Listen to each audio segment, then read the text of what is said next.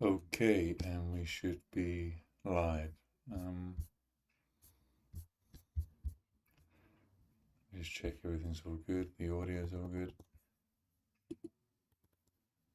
Is the audio fine? Yeah, cool. So, turn that down a bit. Is audio so good? Yeah. Okay, let's continue. So last time out, we finished with uh, we finished off at explicit casts and type conversion. And now we're going to be continuing on or starting from that point. And we did some static cast and type version um, in previous streams. Uh, so it's all about converting one type to another type. And remember, sometimes if you convert one type to another type, like for example a float to a double, you may actually end up losing. Was it a float to a double or double to a float?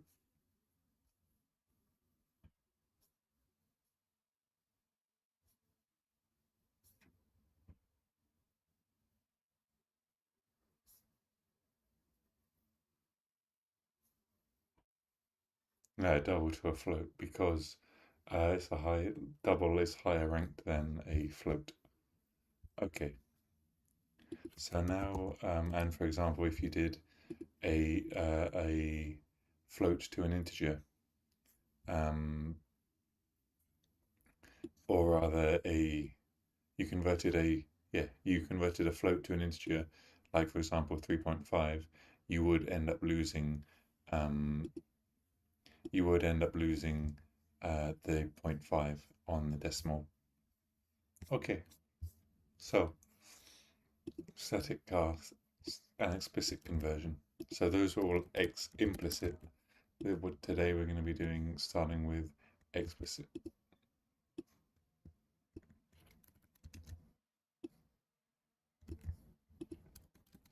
So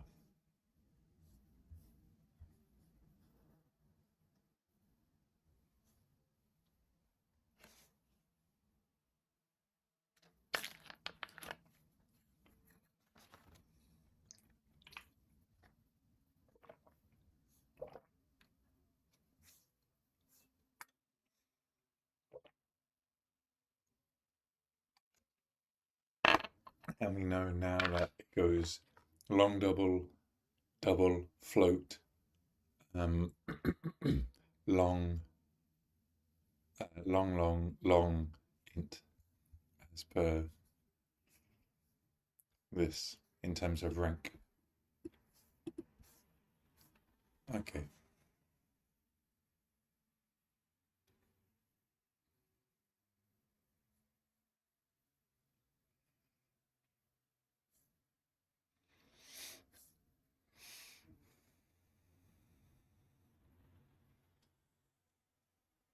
Okay, I'll take a screenshot of that.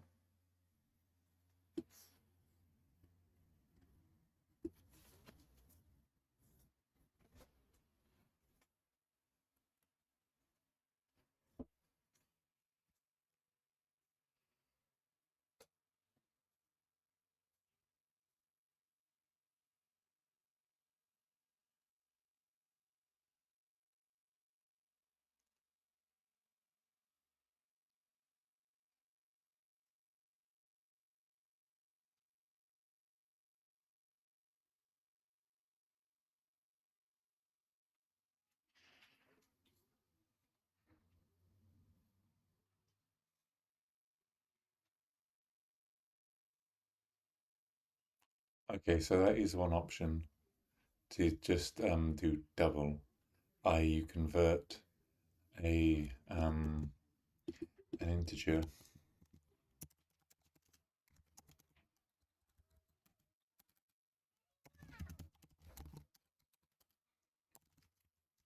You convert x integer to a double x divided by y and a new line. So that would be an example of C-style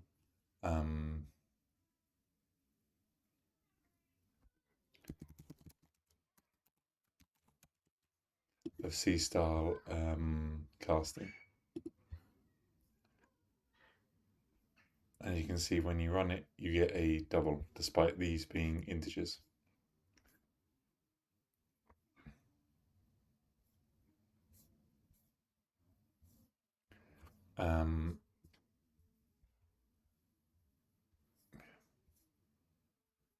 So it's best to avoid that. That's what I thought. To be honest, I thought he was going to say that.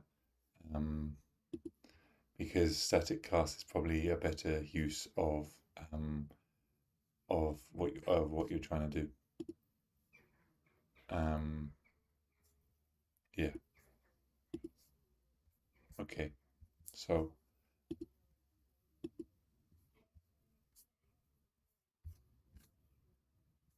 static cast should be used for most values. By far the most used value is a static cast operator, which is accessed via the static cast keyword, and you don't need to use a header for static cast.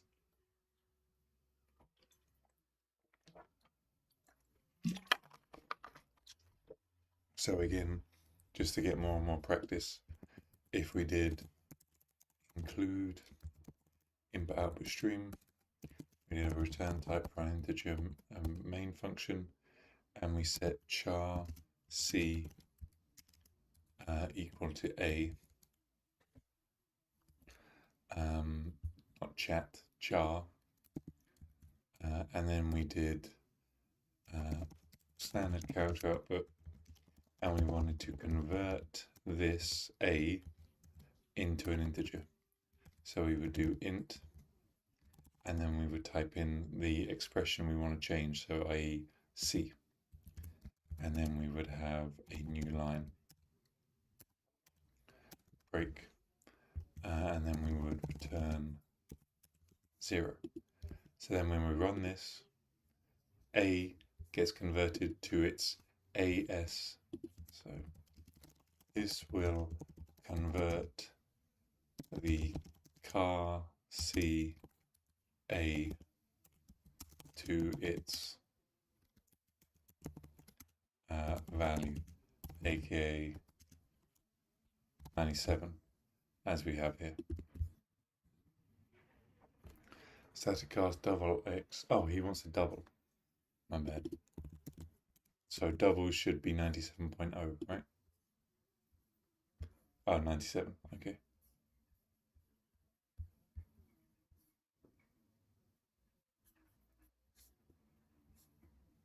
Yeah.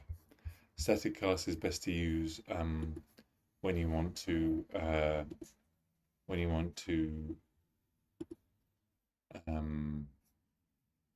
convert something.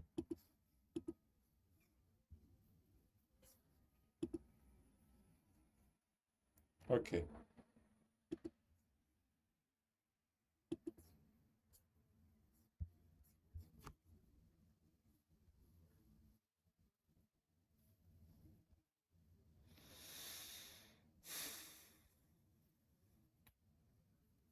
So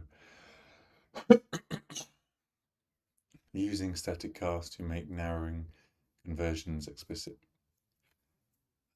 Compilers will often issue warnings. So here we have int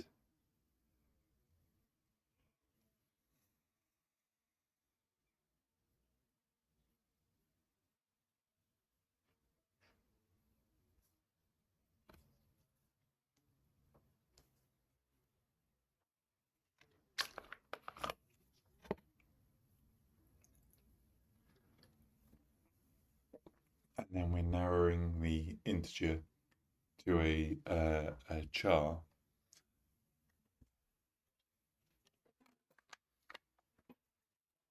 We're narrowing an integer to a char, which is potentially unsafe, To get around this, you would use a static cast to convert our integer.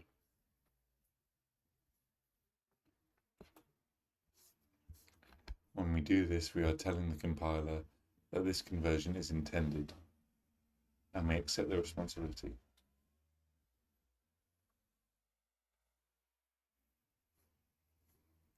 So here's another example. We've got an integer of 100, and then we're converting said integer into a double. No, sorry. We want this to remain an integer.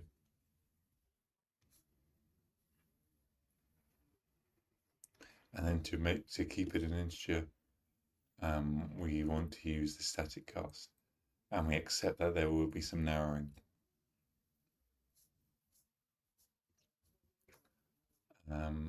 Casting versus initiating a temporary object.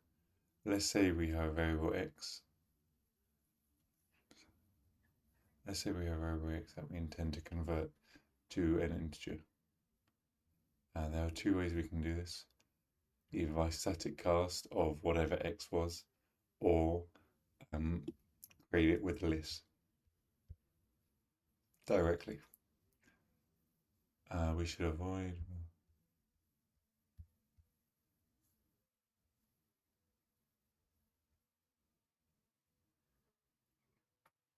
Okay. I think this is worth making a note.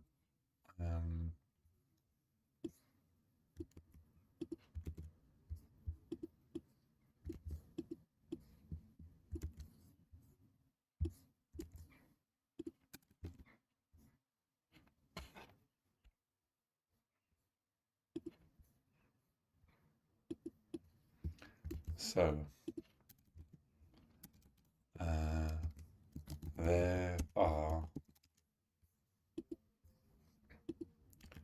at least 3 notable differences between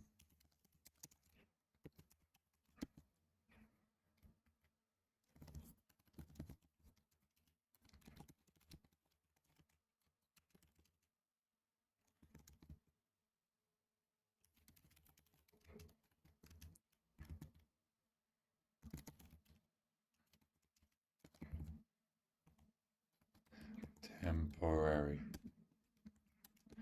The first difference is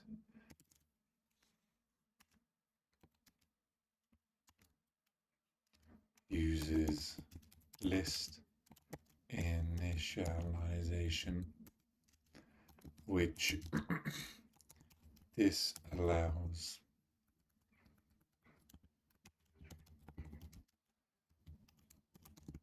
narrowing conversions.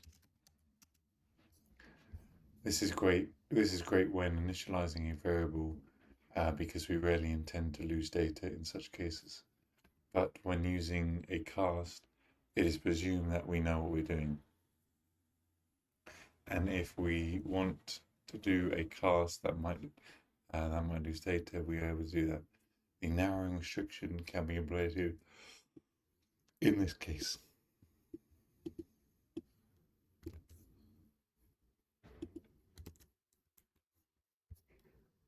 Okay.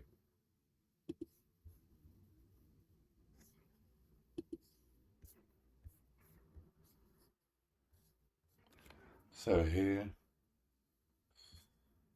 we got a integer x, integer y. We want to do a floating point division, so one of the operands needs to be a floating point. So let's see if that works on my compiler at least.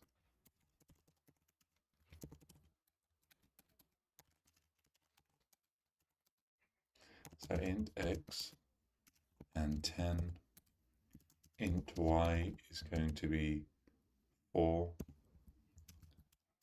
and then I'll just copy his comment there. So we're going to be doing standard character output, and then we're going to do C style casting, and then we're going to do that.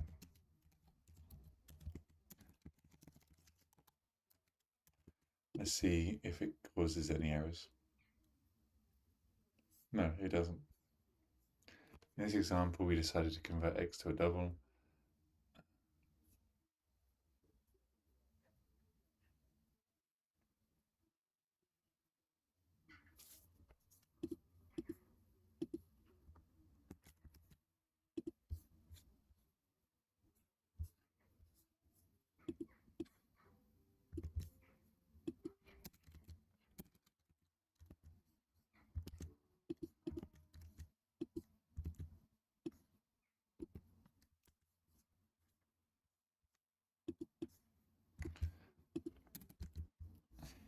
So 2 static cast makes it clear that when we are intending to perform a conversion,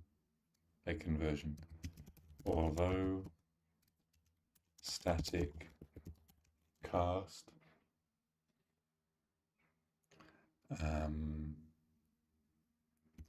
is more verbose than the direct list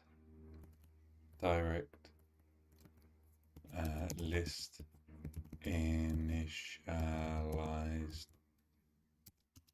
alternative. In this case, that is a good thing, as it makes the conversion easier to spot and search for, thus making your code easier to understand. The third way that the third notable difference between static cast and direct list initialization temporary is direct list initialization of a temporary only allows for single word type names.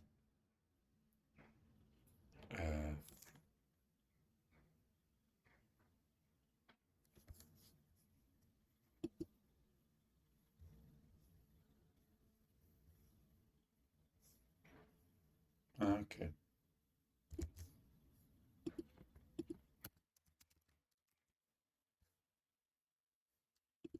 So let's have a look at that. So we're making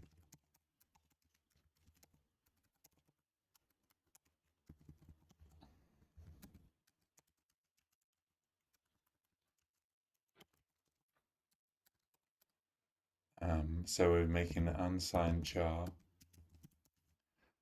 of a unsigned char with an identifier of C, and then we're converting it to an unsigned int.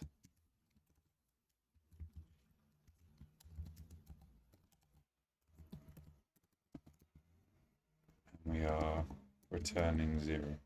So you can see we already have type name is not allowed, expected a semicolon.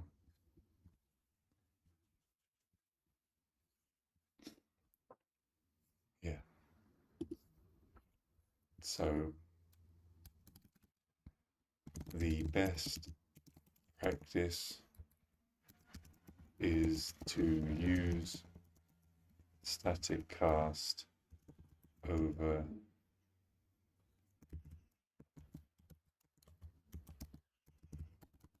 initializing a temporary object when trying to convert. what is the difference between implicit and explicit? Implicit is when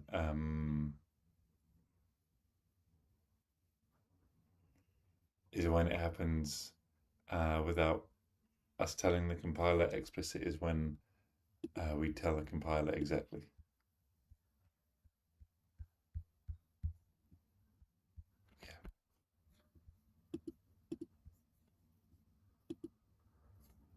Okay, so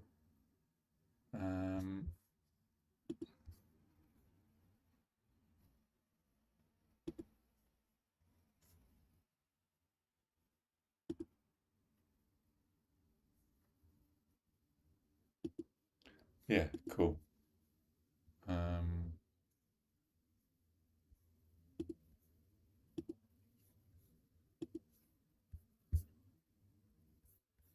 So def types and type aliases.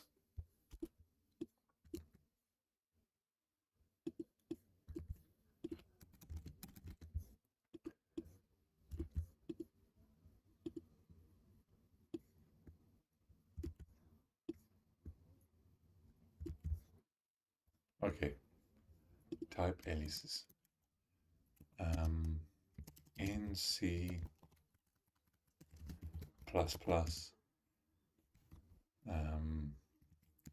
using is a key word that creates an alias for the existing data type. Like, for example, the most common is using name space std, for example, or using namespace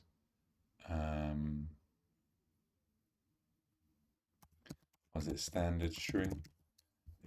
Do you need to do that, or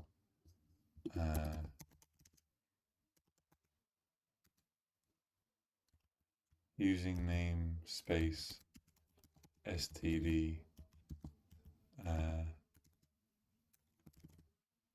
string literals? Do you need that? Yes, you do. Namespace. That would be another example.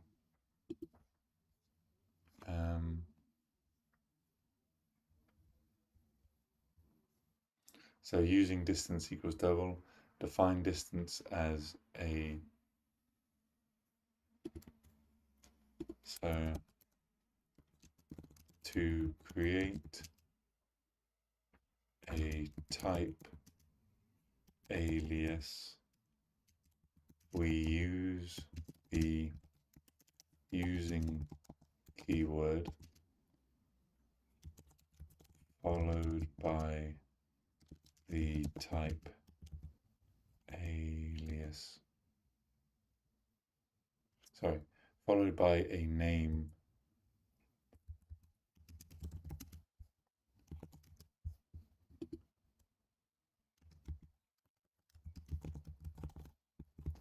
followed by an equals sign and an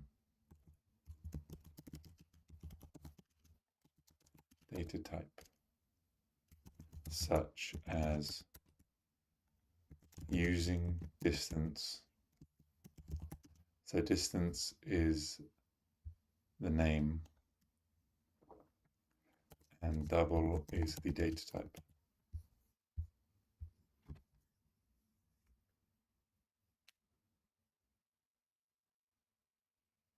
No, use it. So distance is the name for the type alias.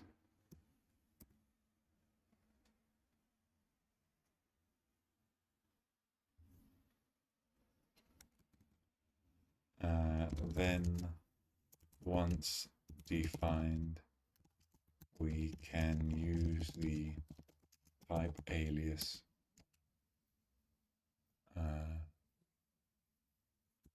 where needed. Yeah, cool. such as distance,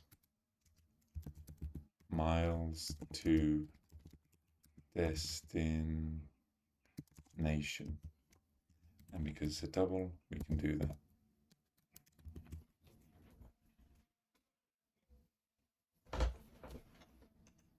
Yeah, cool.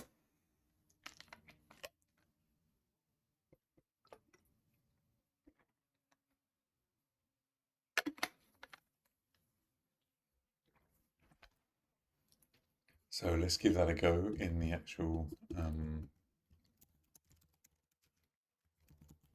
IDE. So integer main, we're going to do a, what are we going to do? Is this my memory now? So we're going to do the type, we're going to do using, and then we're going to do distance, i.e. the alias, and then the data type we want.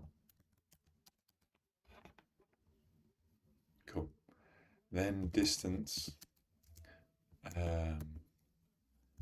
miles to destination, and we're going to convert that to, we're going to initialize that as 3.4. Then we're going to print miles to destination, and then we're going to return 0. And we should get, just clear my terminal, we should get 3.4. We do. Cool.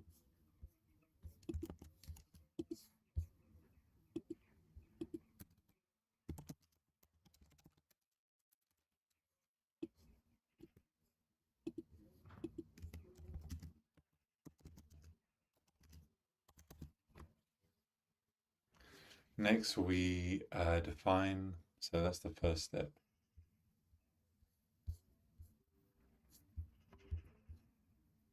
Oh no, that's it.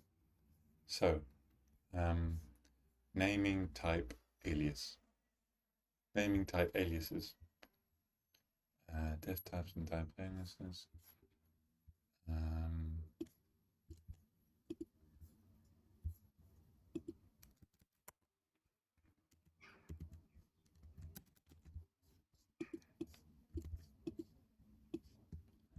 So it seems at the moment we name our aliases with a uppercase for the name.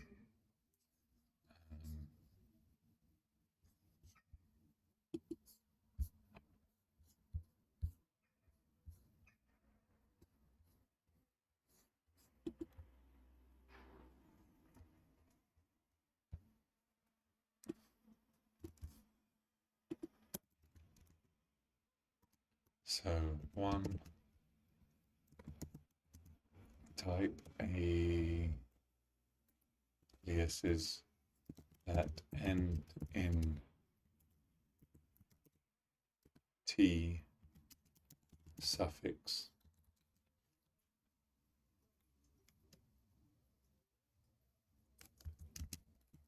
This is often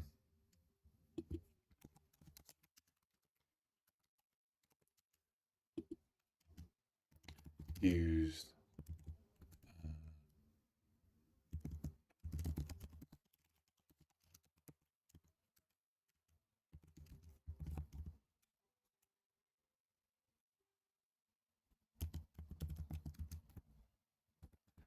globally scoped type names.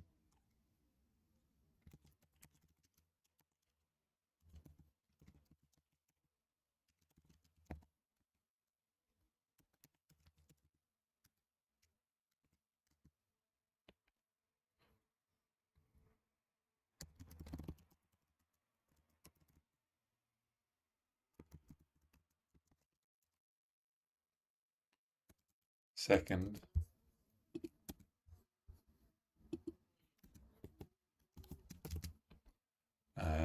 type that end in a type suffix. This is common naming convention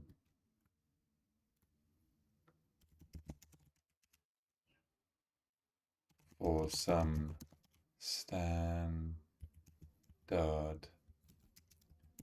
libraries like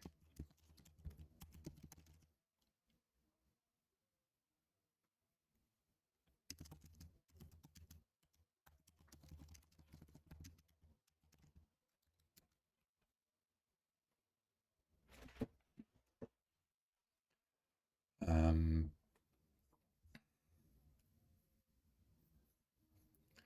then the third option is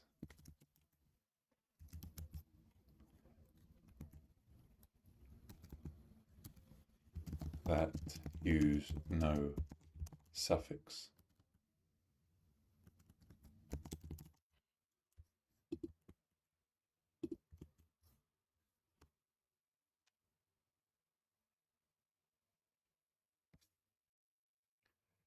Type aliases are not distinct types.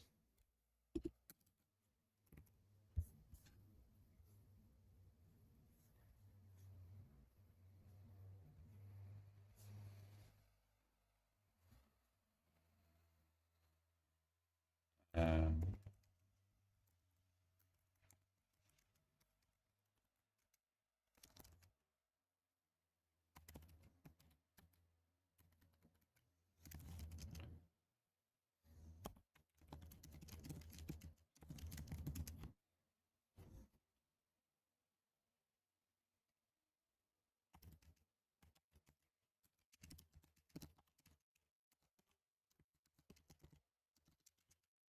that starts with a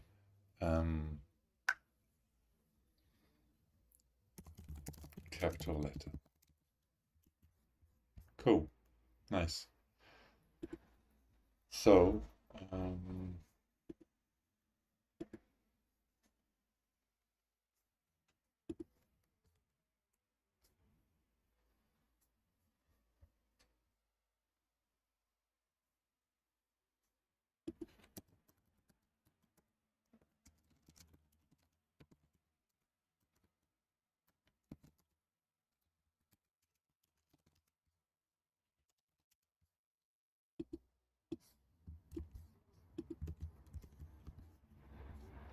type aliases are not distinct types.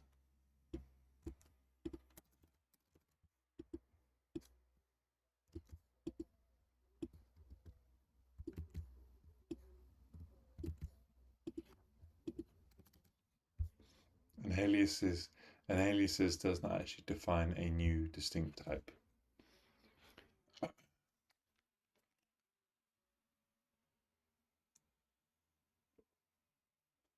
It just introduces a identifier for that type.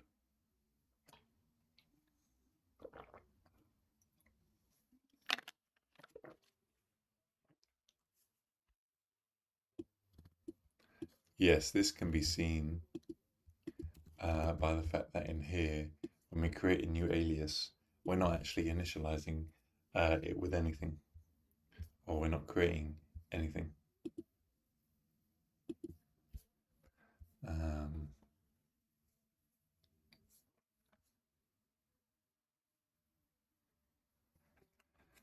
So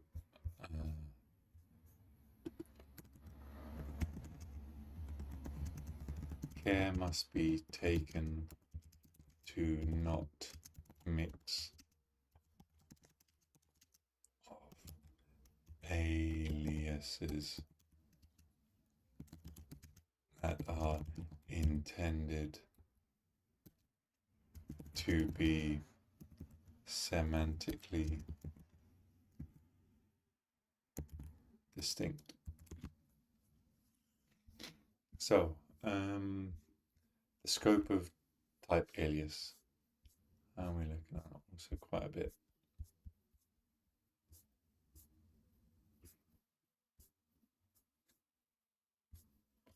Okay.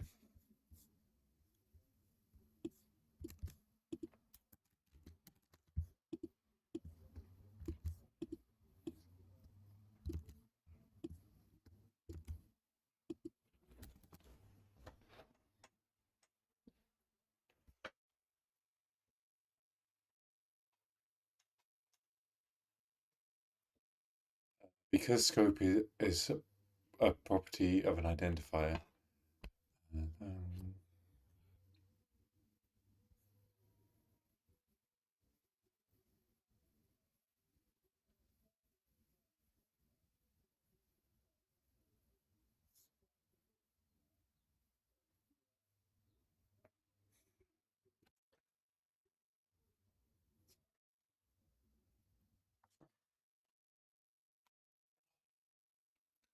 because scope is a property of an identifier, type alias identifiers follow the same scoping rules as variable identifiers. A type alias defined inside a block has block scope, yes. Whereas a type alias defined in a global namespace has a global scope and is usable until the end of the file, yes. In the above example, miles and speed were only in the main function. If you needed to use it more, you would need a header like this. Okay, that makes sense.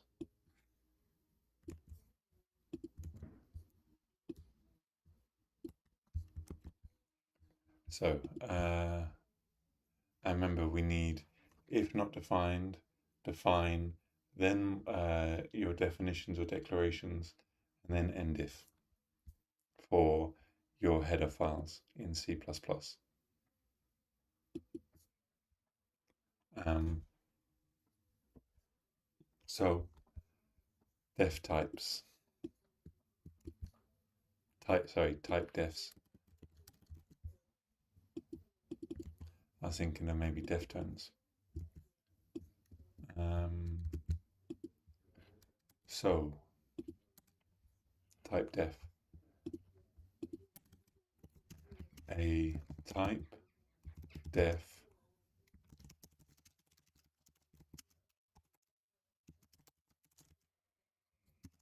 is an older way of creating an alias for a type.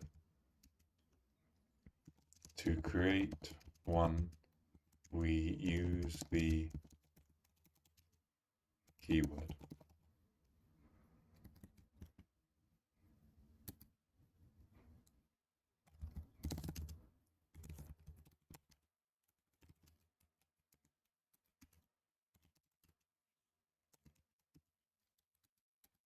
So you can use type def long miles, or you can do using miles equals long.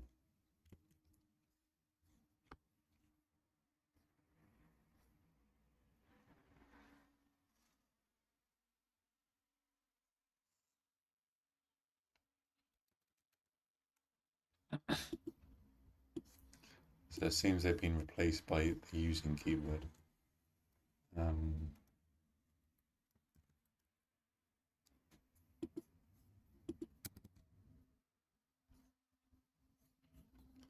So type defs have a few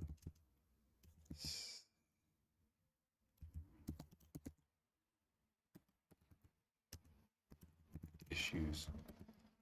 The first being it is easy to forget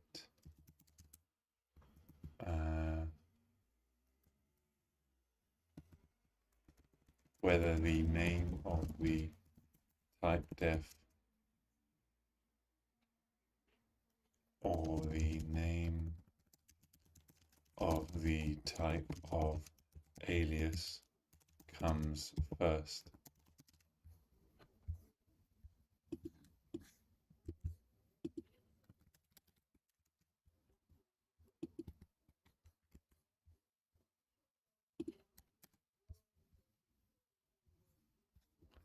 Second, the syntax for type def can get ugly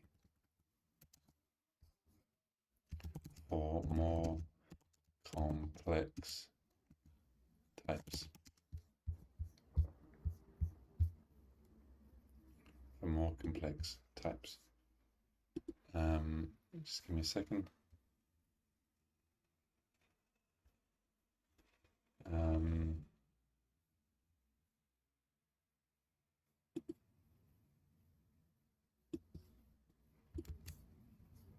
Yeah, you can see there, you got type def int. I think that is a pointer. Func type double. So then your func type has a parameter of double and char, and then you're using func type, and then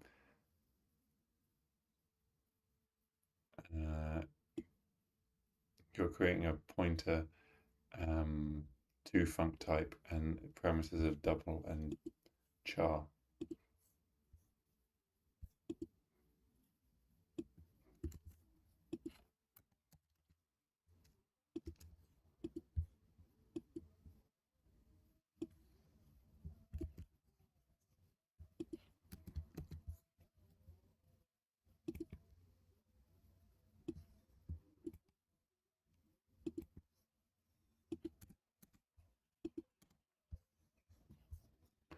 Third, the name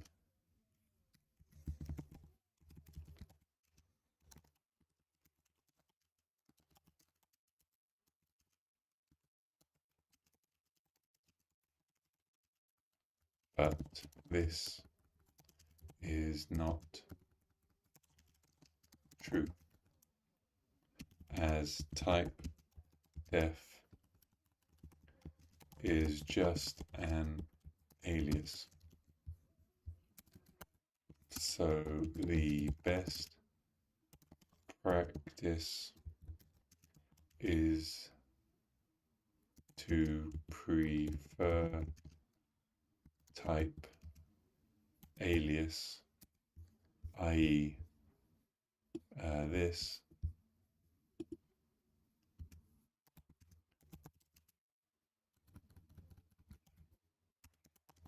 using name equals type over type def.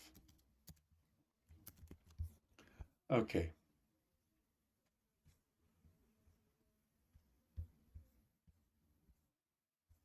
So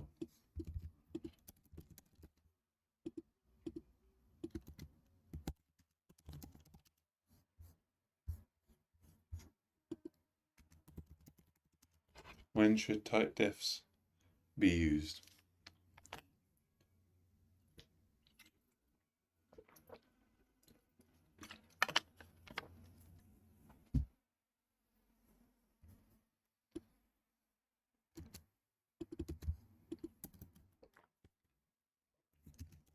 One use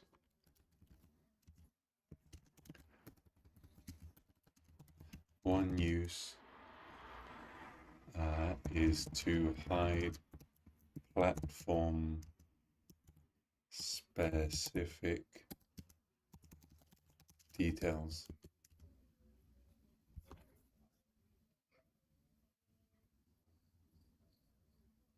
So on some platforms, integer is 2 bytes, and on others it's 4. Thus, using int to store more than 2 bytes more than 2 bytes of information can potentially be dangerous. Because char, short, int, and long give no indication of their size, it's typically common for cross-platform programs to use type aliases to define aliases that include type size in bits. For example, int 8 type would suggest an 8-bit integer, signed integer. Int 16 type a 16-bit signature, and 3232. Using type aliases in this matter prevents mistakes and make it more clear about what kind of assumption would have been made on the variable. I think that's probably the best way to describe it, and I don't think I can describe it any better.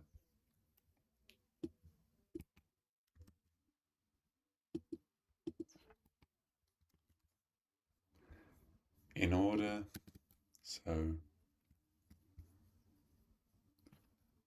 um,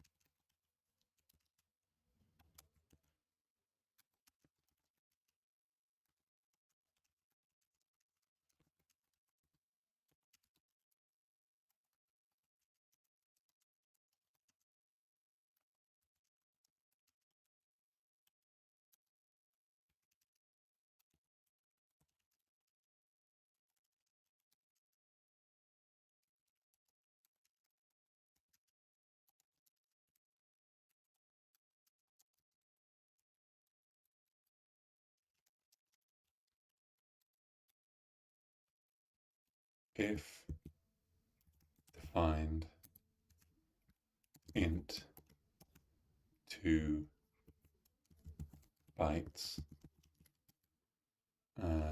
using int 8t equals char, using int 16t equals int, using int 32t equals long, else using int 8t equals char, using int 16t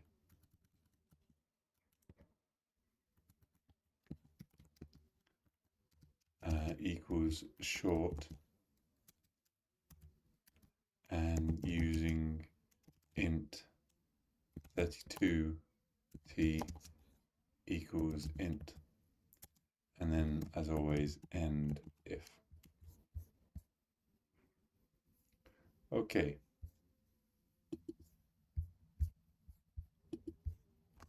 On machines where integers are only 2 bytes, int 2 bytes can be defined as the compiler, and the program will be compiled. On machines where integers are 4 bytes, leaving 2 bytes undefined will cause the bottom set to be used. In this way, as long as int 2 bytes, int 16 will resolve to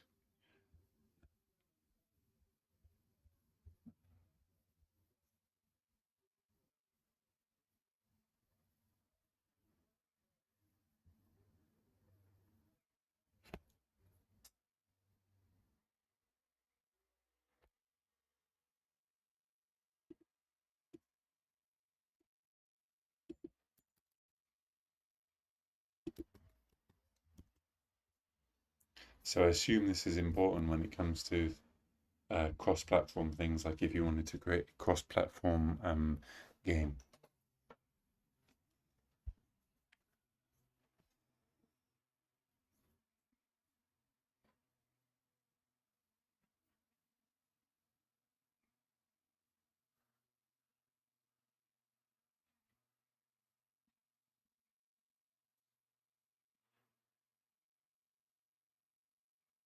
Okay.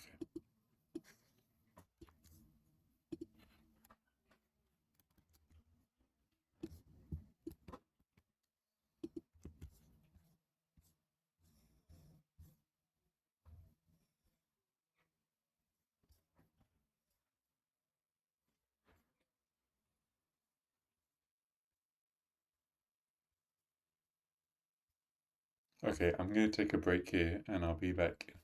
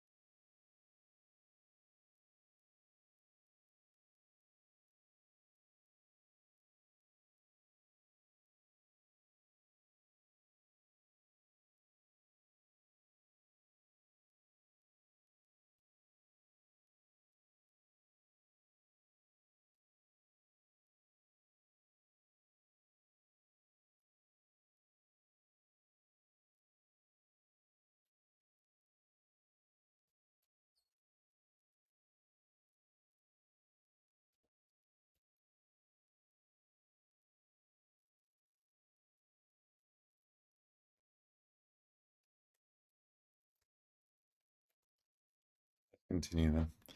Still good on the audio. Let me just check.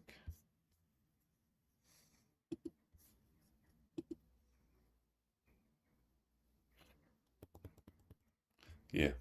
Okay, good. Let me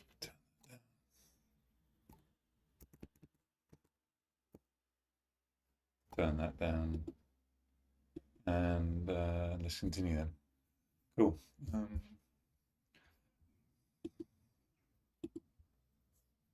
Using alias to make more, using type alias to make more complex easier to read.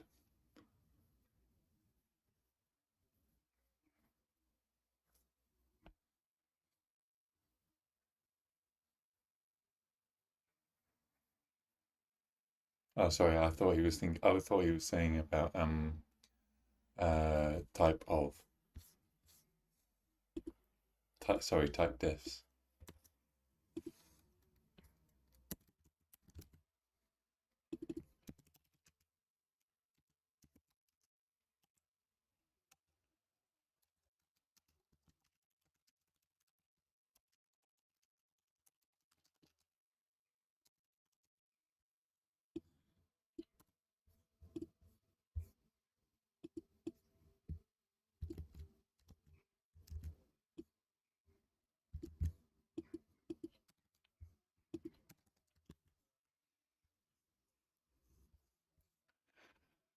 So here we have, I think it's best to probably just copy this out. So include, we got the preprocessor of include, and we're doing string for standard string. Then we're doing include vector. These are ones I've not come across before. For standard vector. Then include utility for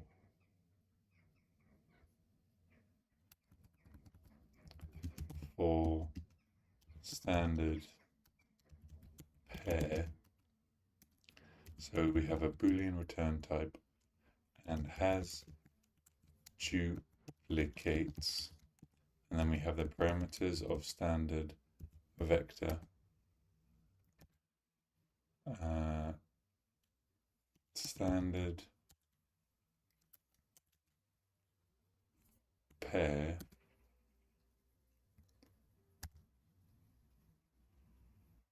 standard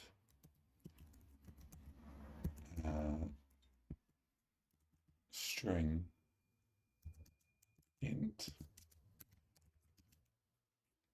pair list. Interesting syntax.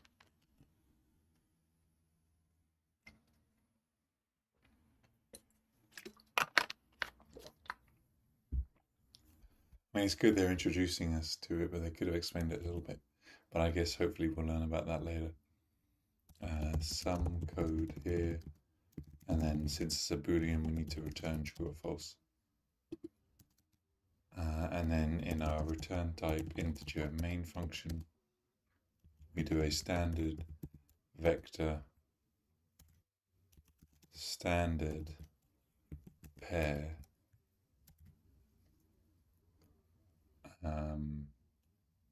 standard string int pair list, and then we're returning 0. So does that do anything?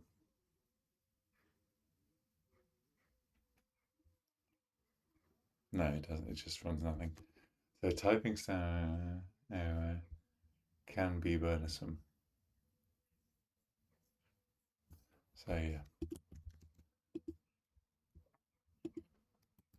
So consider the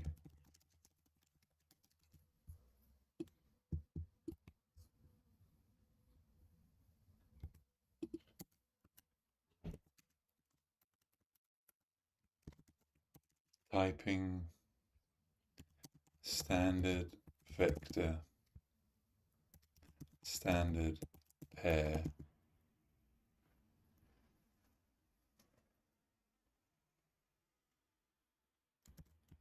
standard string int can be cumbersome, so we can use type alias to make it easier. So back in our code, remember the using keyword, then the name you want it to be. So vect pair si equals, and then standard vector standard pair standard string int. Then I assume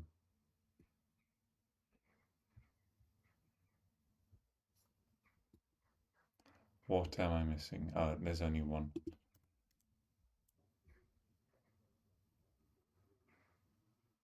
So then I assume you can just get rid of this and do vect pair, and then you can do the same.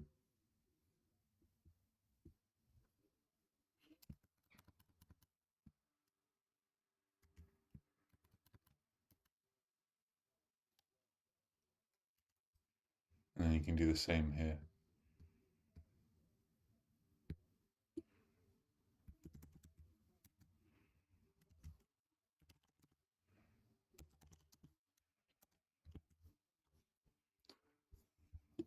So this makes vect pair and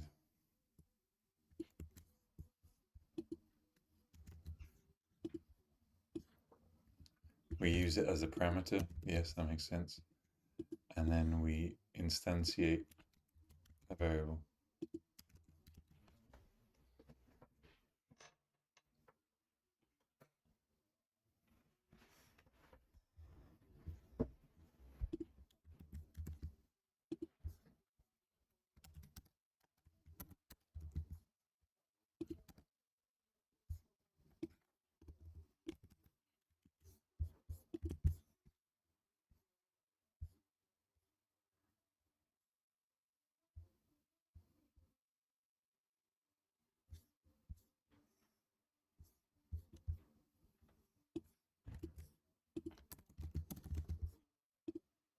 Using type aliases to document the meaning of a value. Okay.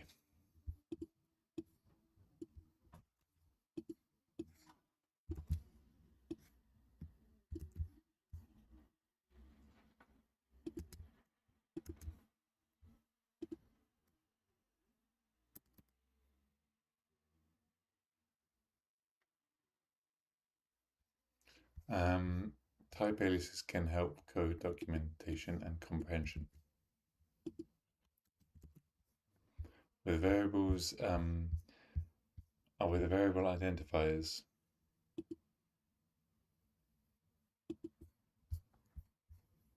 with variables we have variable identifiers to help document. But consider the case of a function.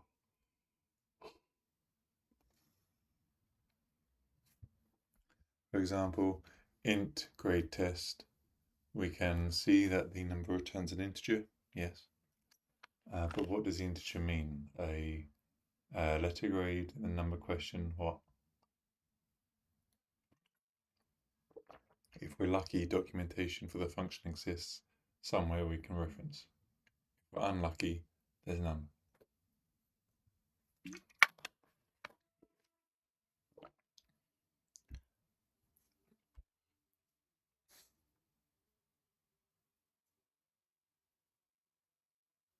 Okay, so then we're returning test score.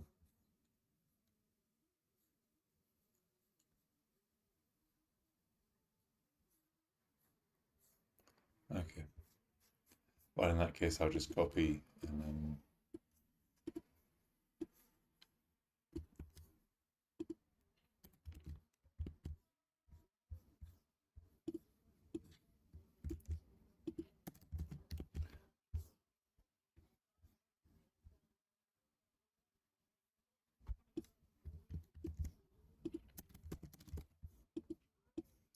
easy code maintenance.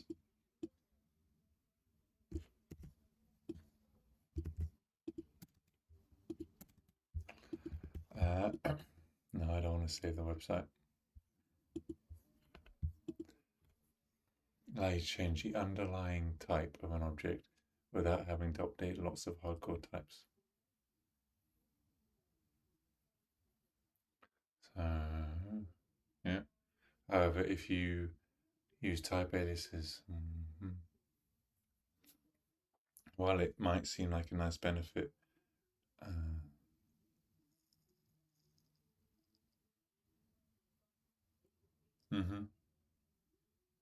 okay.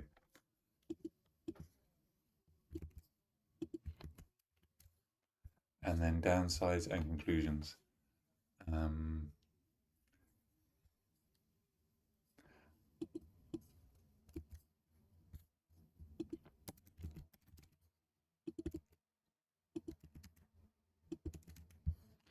While type aliases may offer some benefits, they also introduce yet another identifier. That is true.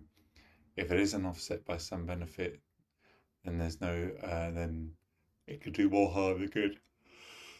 Poorly utilized, can take familiarity and hide them behind a custom name. That is true.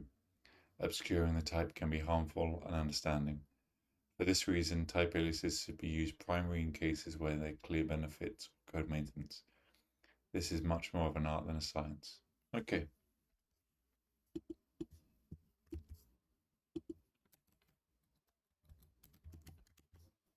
So, first quiz time. Quizzy. Given the following function type, convert int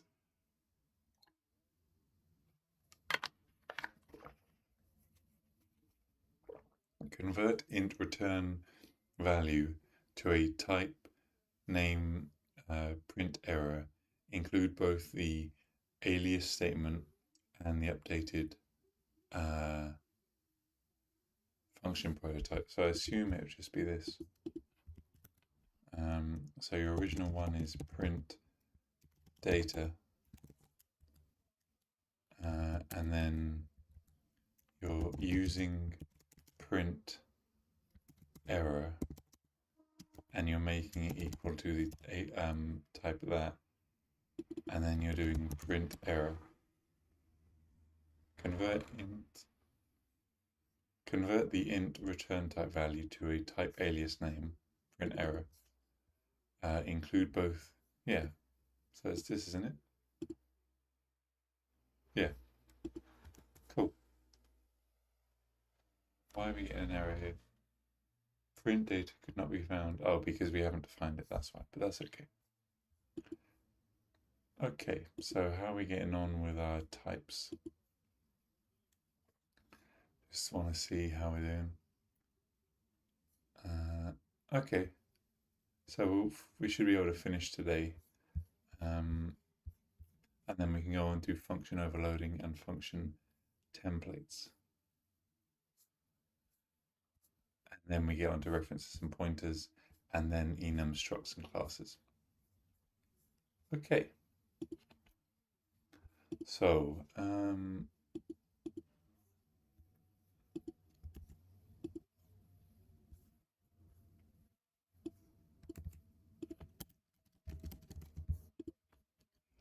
type deduction for objects and using the auto keyword.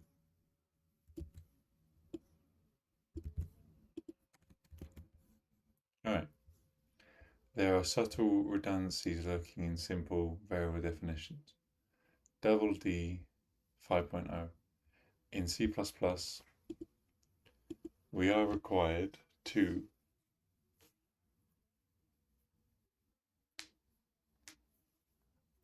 we are required to provide explicit types for all objects.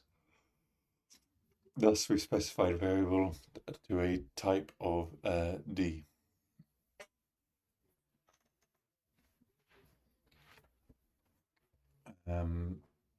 However, the literal value of 5 in cases where we want a variable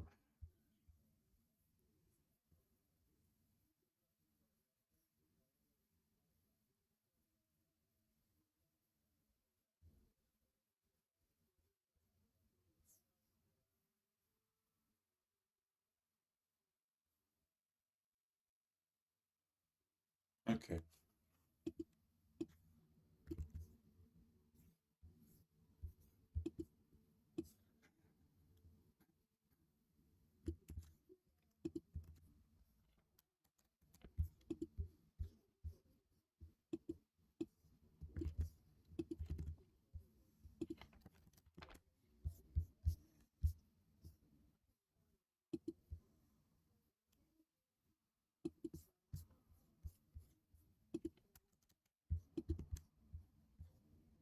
Type deduction for initialized variables.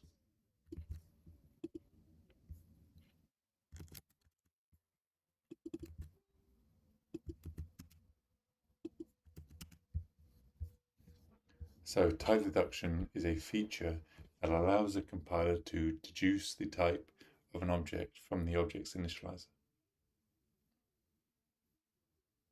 So, and remember the initializer is this in the list initialization. So type deduction is a feature that allows the compiler to deduce the type of an object from the object's initializer. When defining a variable, deduction can be invoked. When defining a variable, deduction can be invoked using the auto keyword.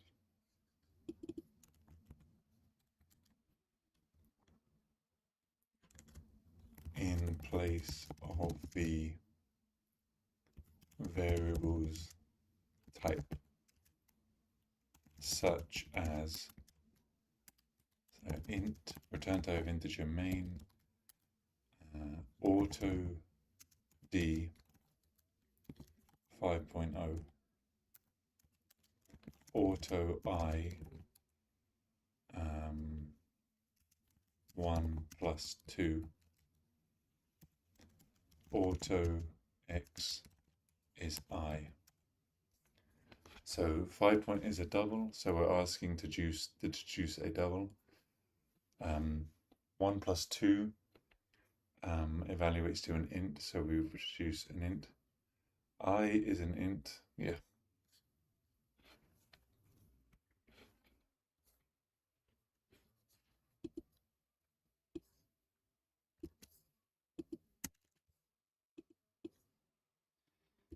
Okay, that makes sense to me.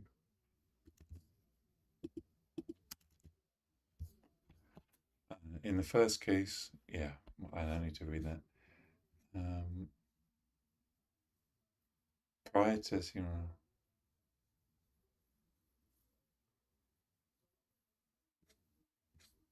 Okay, because function calls are valid expressions, we can even, that is true.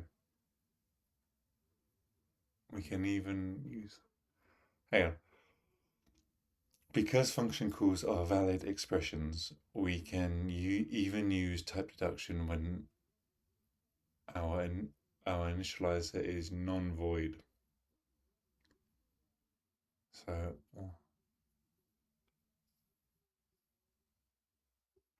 okay.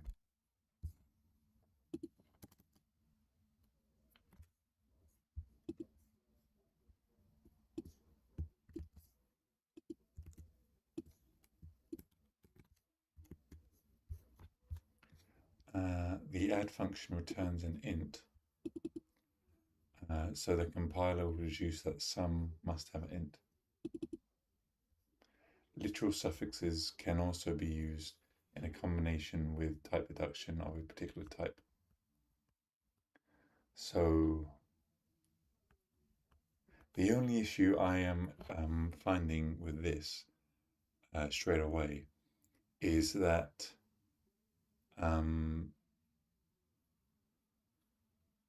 it could potentially get very complicated. And I know you're asking the compiler to deduce it, but surely if you want to know what the actual type is, using auto everywhere might make it harder to read. I know it's a keyword, but it could potentially be harder to read. Possibly, you might find. So perhaps he'll say best practices to not use it. Literal suffixes can also be used.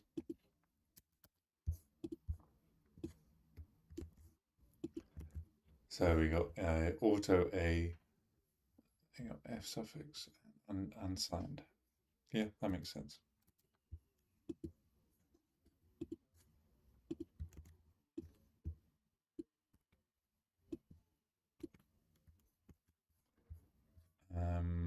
Variables using type deduction may also use specific qualifiers such as const. Okay, so it's basically like any other type, like an integer double or float or long or long double or whatever you wanna, whatever type you want to use.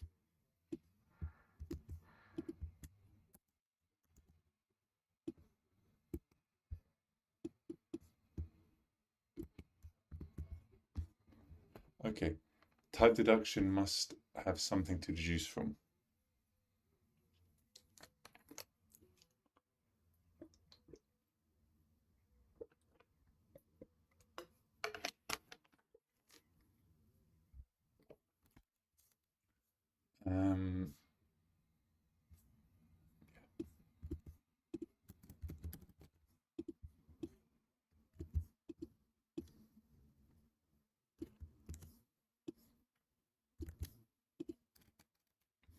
Type deduction will not work for objects that either do not have initializers or empty initializers.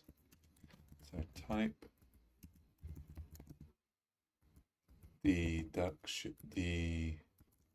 deduction will not work for objects that either do not have initializers or have empty initializers. It will also not work if the initializer. It will also not. It will also not work if the initializer has a type void.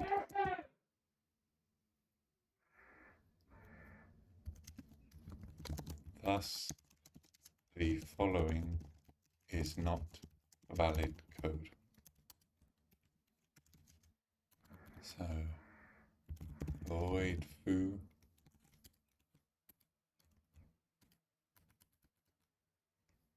and then in our main function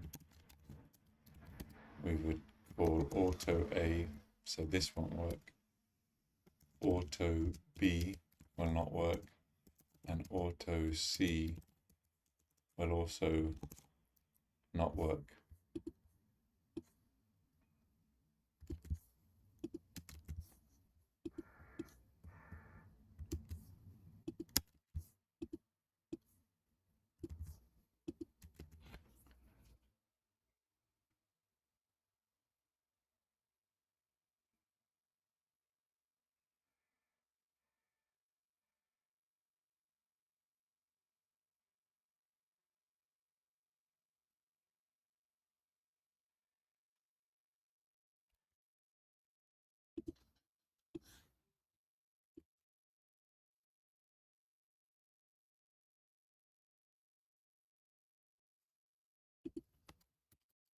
Okay, maybe that's an argument I hadn't thought of.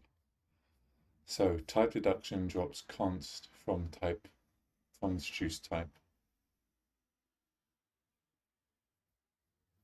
Type deduction drops the const variable, the const from the introduced type.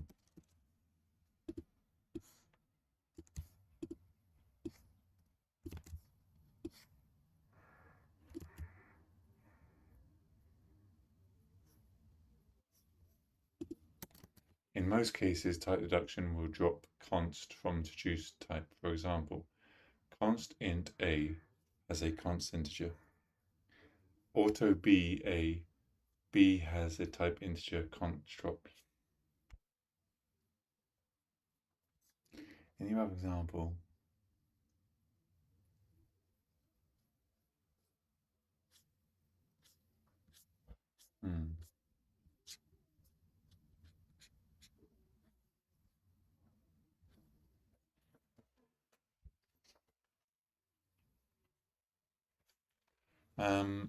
So in most cases, type deduction will. Okay. In the above example, a has a constant integer, has a type constant, but when deducing a type for variable b, a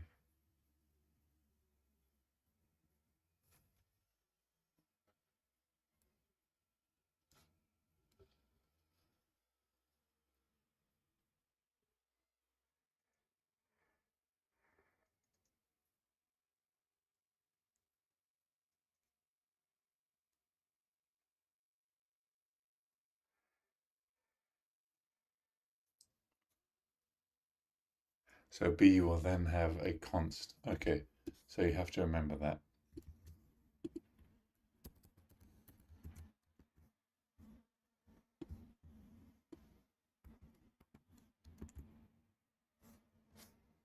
Type deduction for string literals.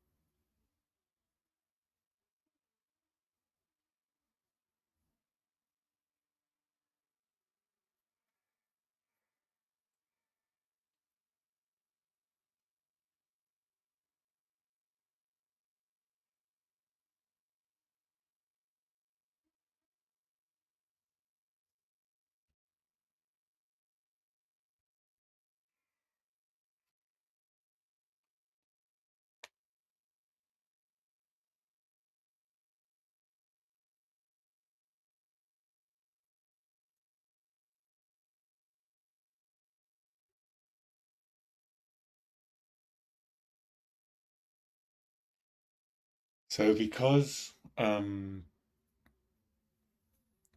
const expression is not part of the type system, it cannot be deduced as part of deduction, unlike const. However,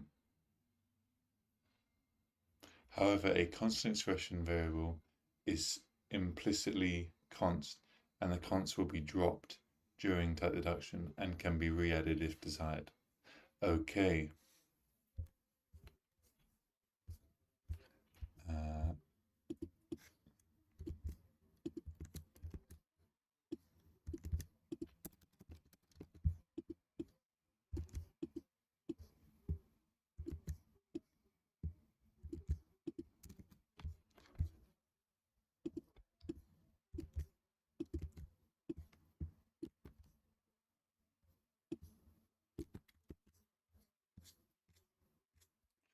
Type deduction and benefits and downsides.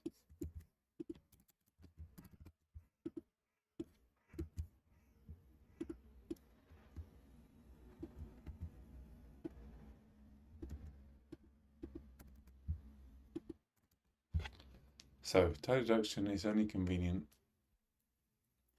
So type deduction is not only convenient, but also has many benefits. Many benefits. First, if two or more variables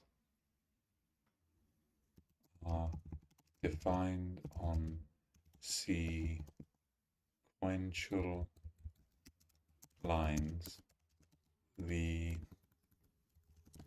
name of the variables will be lined up, thus helping for readability. For example, this, which is always nice. 2, type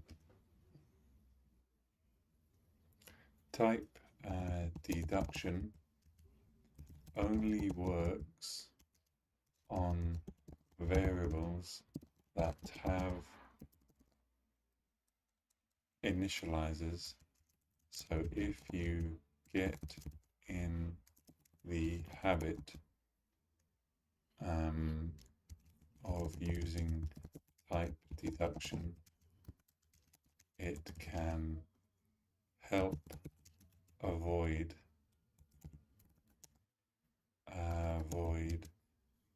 unintentionally uninitialized variables.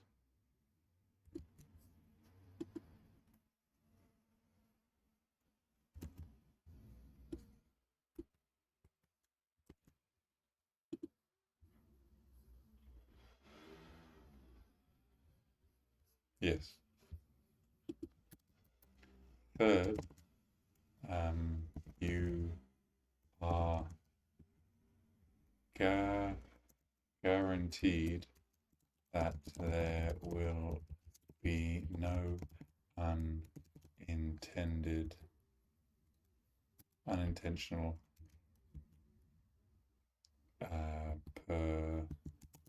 performance impacting conversions. So here we have a standard string view. I remember, just going back, standard string views are viewers, whereas standard strings are owners. So when you're creating a standard string, an owner, it's very expensive. But if you're creating a standard string view, it's not expensive because you're a viewer. So just one thing to be considered. Standard string view get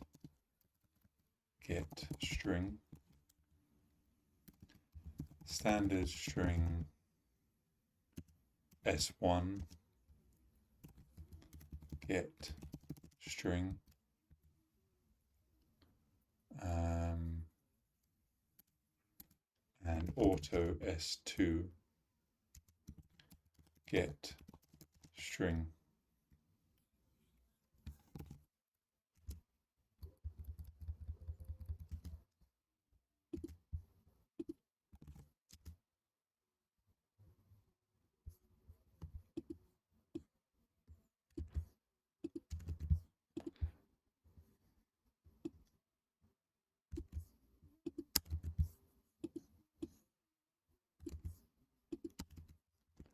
Okay.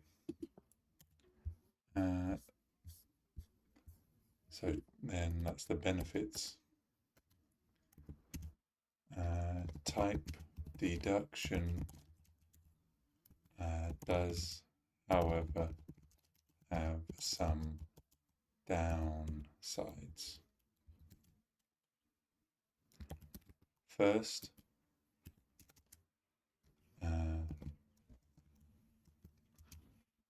type deduction deduction obscures an object's type info in the code. That is true.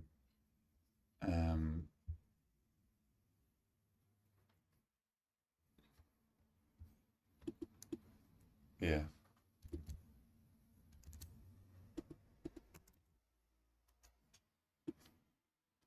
That's what I said a few minutes ago, I believe.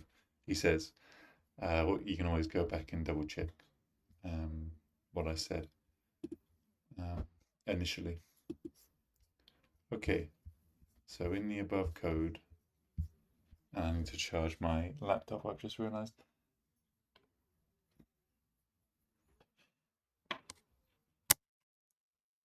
Okay, cool. In the above code, we explicitly specified y as a. If we'd explicitly specified y as type double, y would have been a double even though it's. Yeah.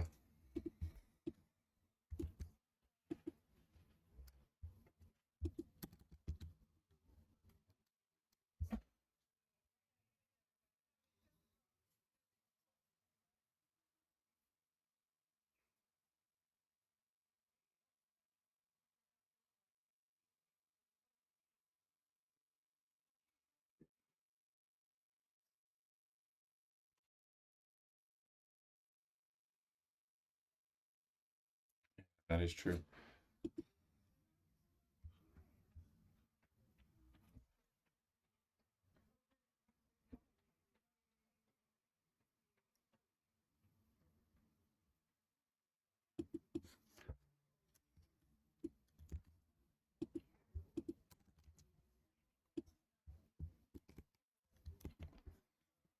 Second, the second downside should be type. If the type of an initializer changes the type of a variable using type deduction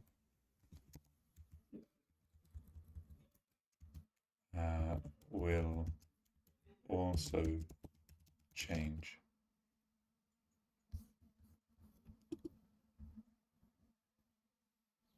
So auto sum, add 5 and 6 referring to some previously defined function, and then you're adding gravity.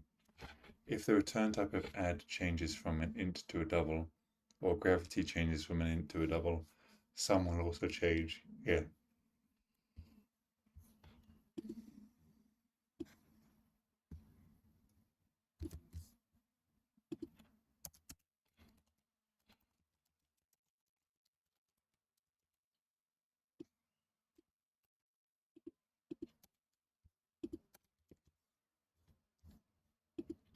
So the best practice is to use type deduction for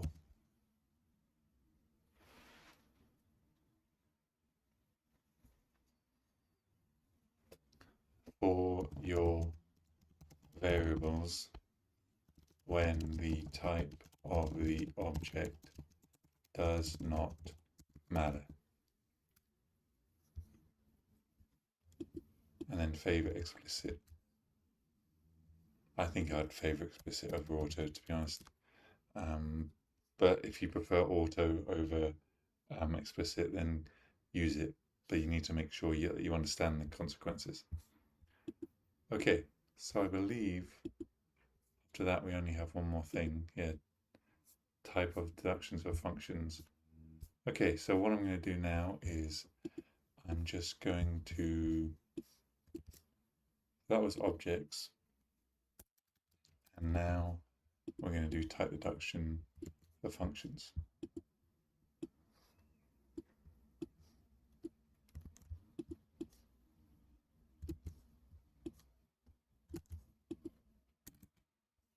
Cool. I'm just going to take a quick break here and I'll be back in a minute.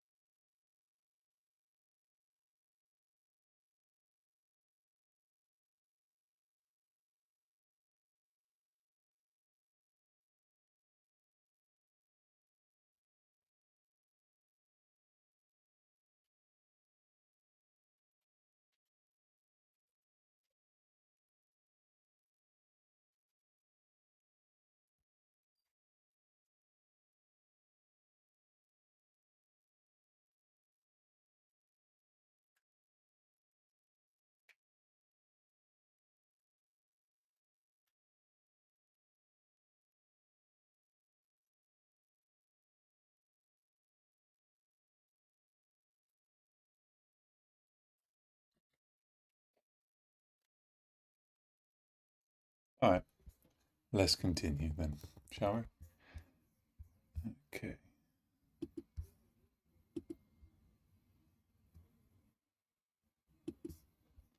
All right.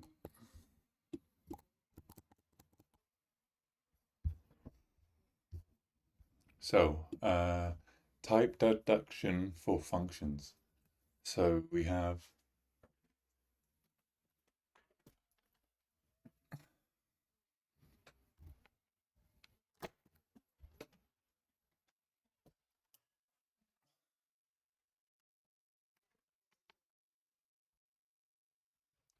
So we have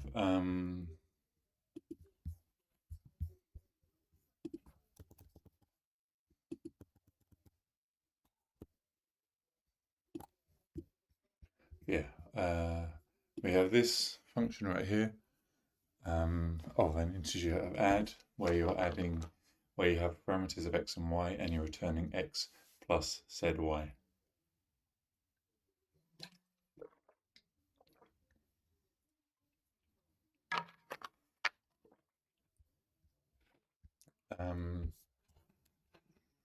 So when this function is compiled, the compiler will determine x plus y evaluates to an integer. Return value matches the declared type of the function. Yeah. Return type deduction with auto.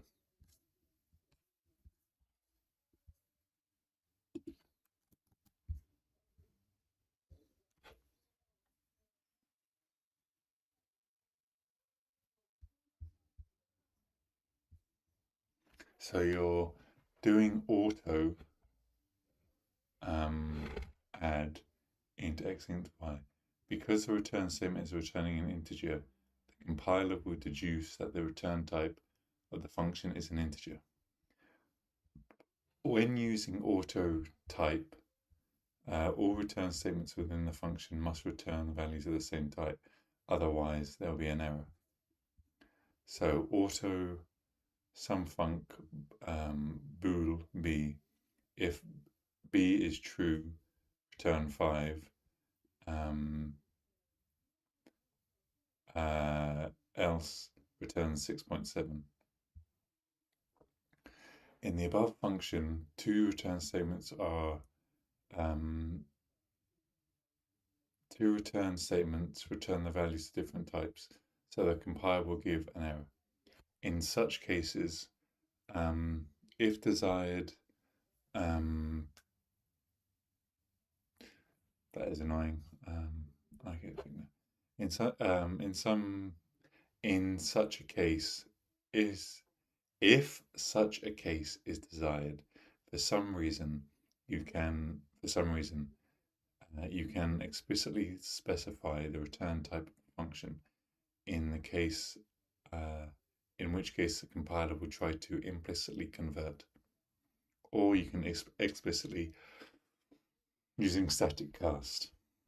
Okay, interesting.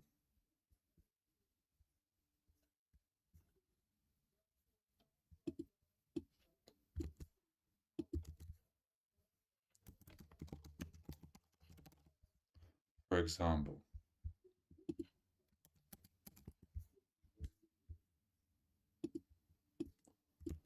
and then obviously we've just done that.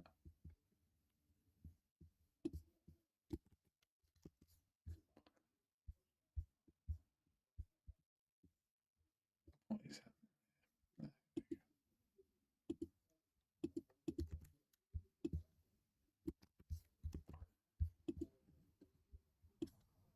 Still, I don't like using auto, to be honest.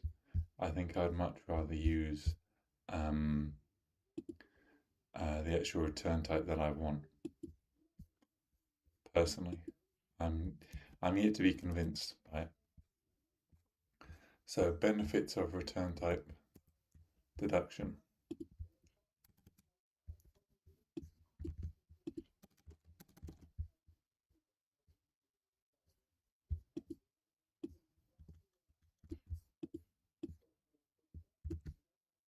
Because surely if you use auto, then that just means you would need to use more explicit static cast, which would lead to more code, which may lead to more unreadable code, perhaps. So the biggest advantage, but we'll cover both.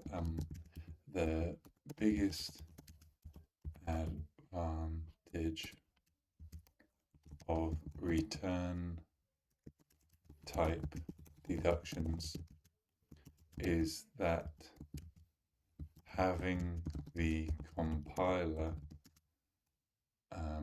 deduce the function's return type negates the risk of a mismatched return type, thus preventing unexpected conversions. This can be useful when a function's return type is fragile. In such cases, being explicit.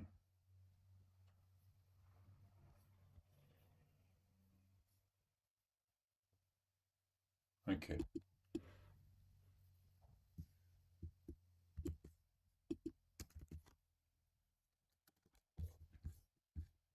In other cases, the return type of a function may either be long or complex or not be obvious.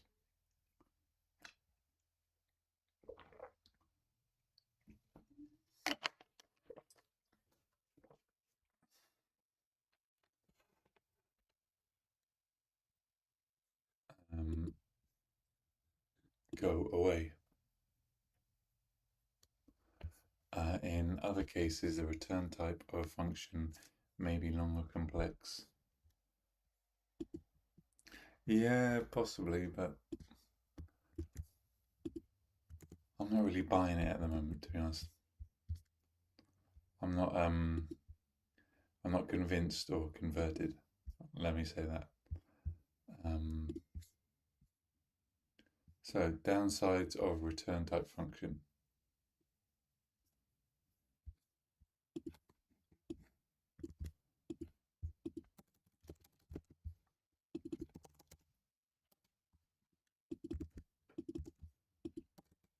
So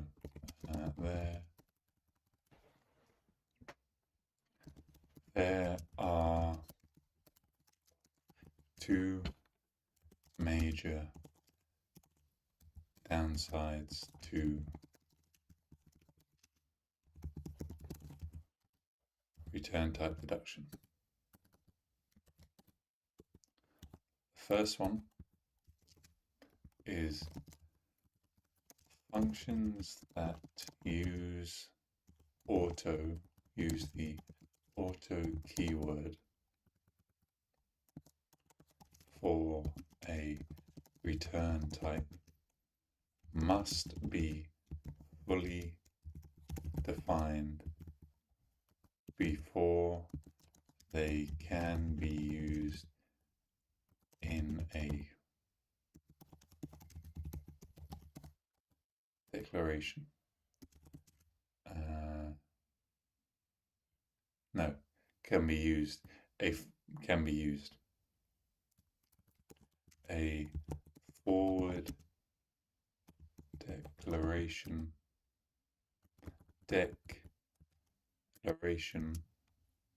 is not sufficient. For example, include IOStream, you've got autofoo, the forward declaration, and then you've got auto return 5.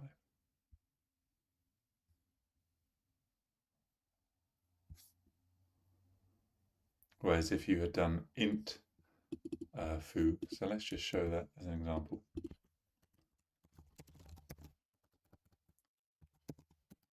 Include the preprocessor of include, and then IOStream. Then we have auto foo.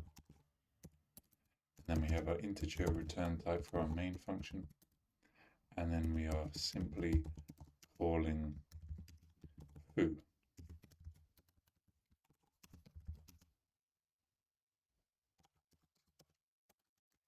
The return of 0. So you can always see cannot overload functions distinguished by return type alone. So then here we have auto foo,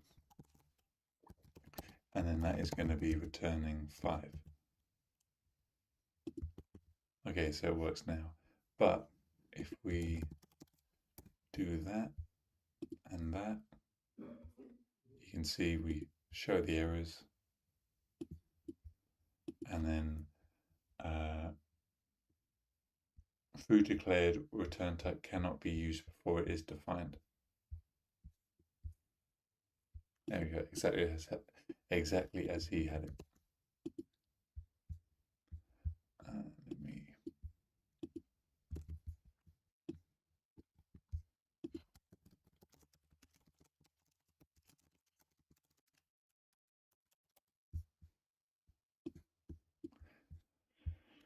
Where are we? We're there. Okay, so close that. As I'm asked, there it is. We'll produce this error.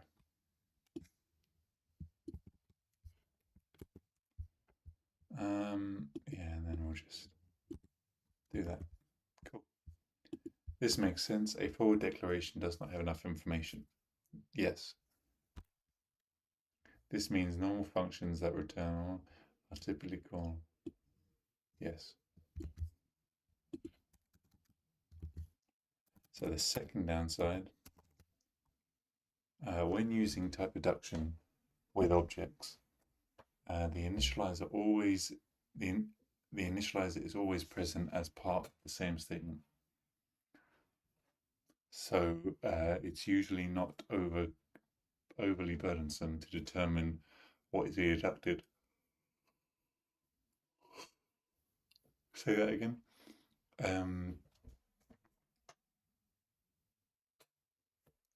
When using type deduction with objects, the initializer is always present. Okay, I see. With variables, that's what he means. He means this. This with objects. But now we're dealing with functions. With type deduction for functions, that is not the case. A function's prototype gives no indication as to what the function actually returns.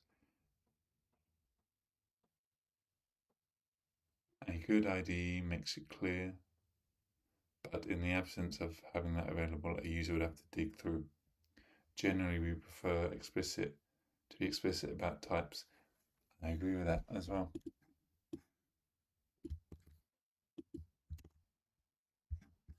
Unlike type deduction for objects, there isn't much consensus for the best practice. We generally recommend avoid. So it is best practice to prefer to use. I agree. Trailing return type syntax.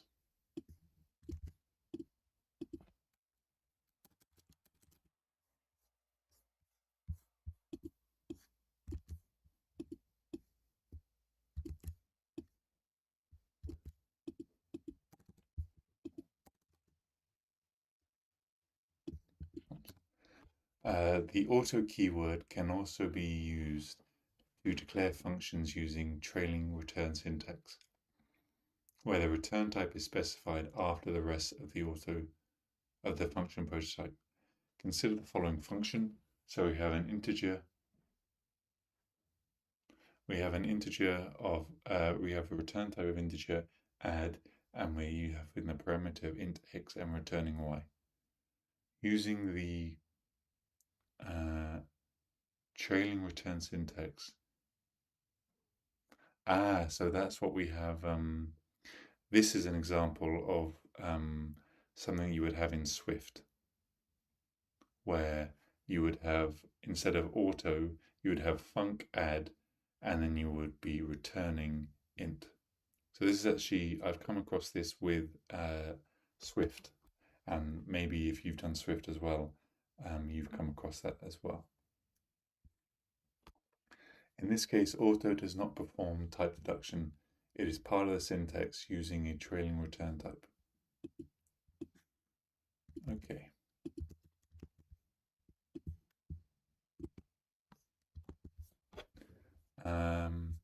Why would you want to use this?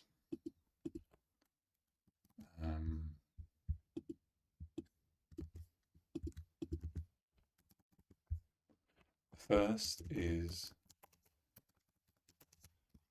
for functions with complex return types. A trailing return type can make the function easier to read. For example,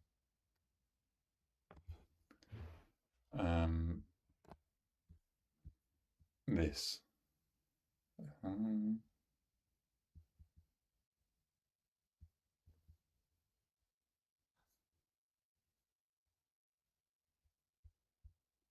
So we're returning that.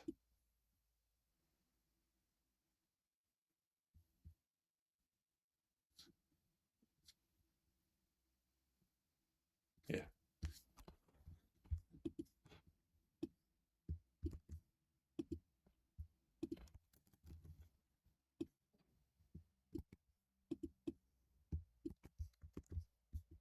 Second, the trailing return type syntax can be used to align the names of your functions, which makes consecutive function declaration. Remember, declaration is different to definition. Definition is when you would have a, for example, int sum func, yeah? Whereas full declaration would be you've created this, but you have a main above it, so you would do int sum func, and that you wouldn't include this. This doesn't happen. Yeah. Just for just if you had forgotten that.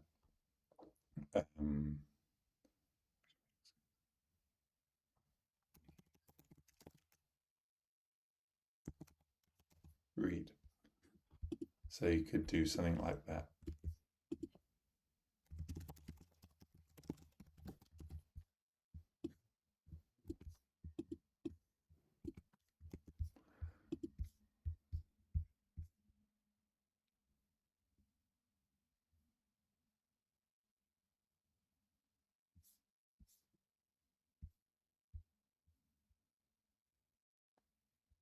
Type deduction can't be used for function parameter types. Okay. Yeah, because otherwise what are you doing? How do you know what to do?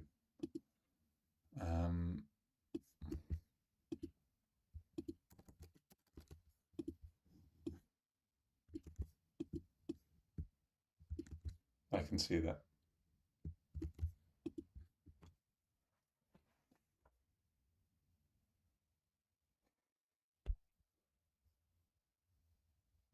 Okay. I personally don't like, at the moment, I've not come to like this auto when it comes to function types, especially. Maybe they have their place for objects in my code, but at the moment, again, even on objects, I'm a bit iffy on them.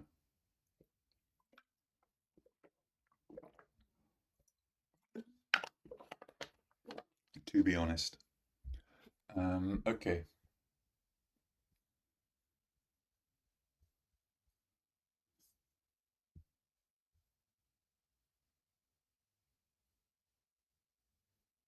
So maybe they're useful for function templates. Maybe, maybe not. Okay, so how are we looking on the time? So it's 20 past 12. How are we looking on the functions? On the questions, I mean. Okay, so now we're on summary and quiz.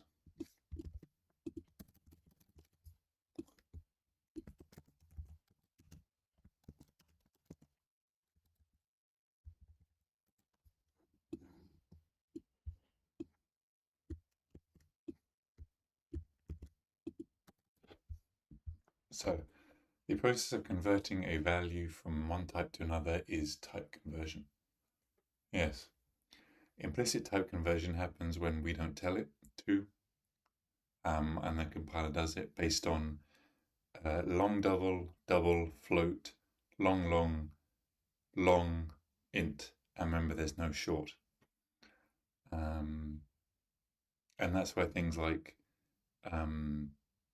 you need to be careful for cross-platform. So you need to use things, you don't necessarily need to use int, long, long, or short, or any of that stuff. You may need to use the header of C standard int to be able to use int 8 underscore type underscore t.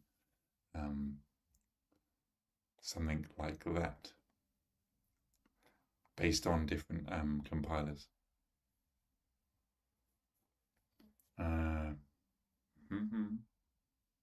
Yeah.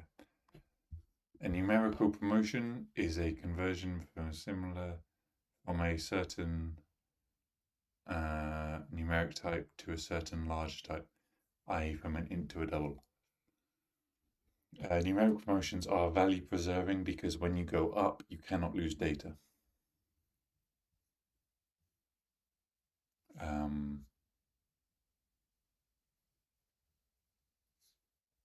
Numeric conversion is a type of conversion between fundamental types that isn't numeric promotion. A numeric conversion is a numeric conversion that may result in loss of value precision.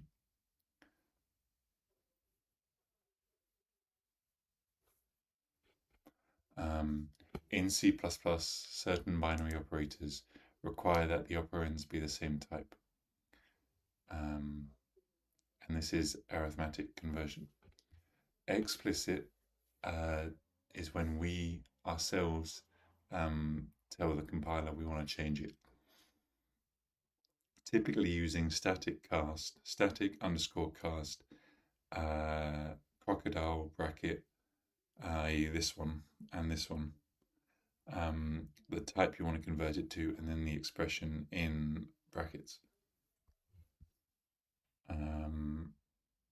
And then you have all of these, which we will probably cover later. Type defs and type aliases allow for aliases for data types.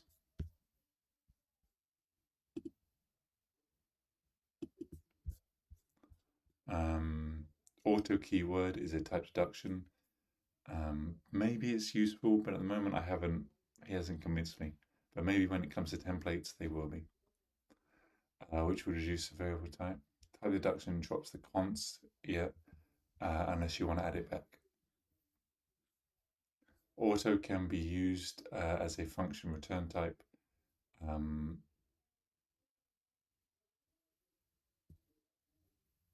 To have the compiler infer the function's return type in the function's return statements. This should be avoided for normal functions.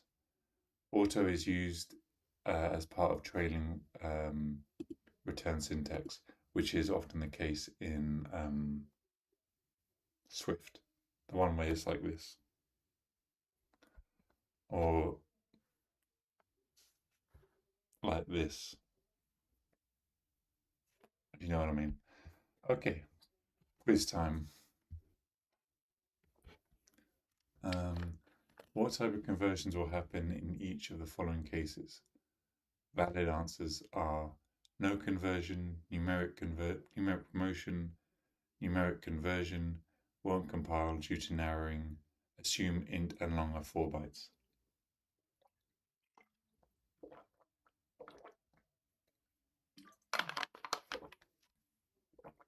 So A, no conversion needed. Yeah. B, conversion will happen, and it'll be numeric promotion because the character will be changed to a. Although this is an integer, isn't it? Technically, numeric promotion is either numeric promotion or no conversion. Okay, numeric promotion.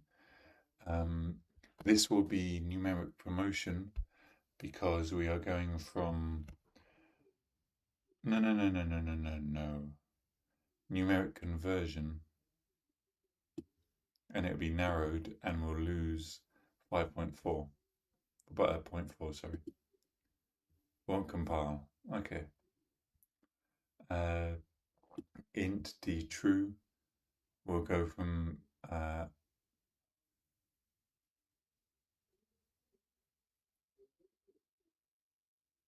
numeric, so this will be numeric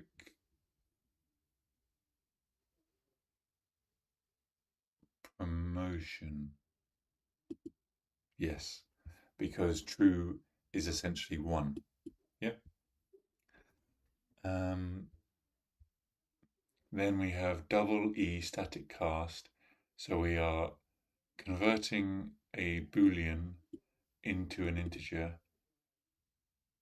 We're converting an integer into a Boolean and back. Sorry, a Boolean, a double. So this will have a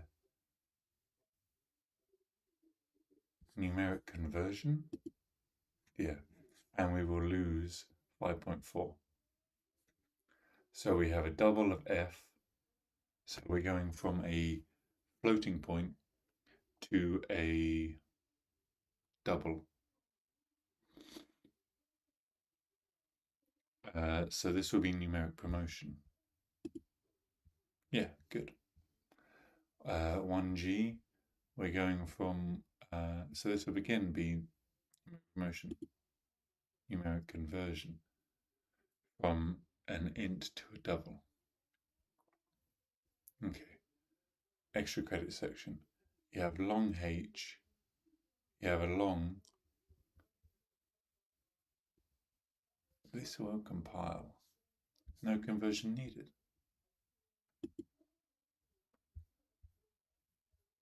But it's still a conversion, okay. Float f, i.e. this,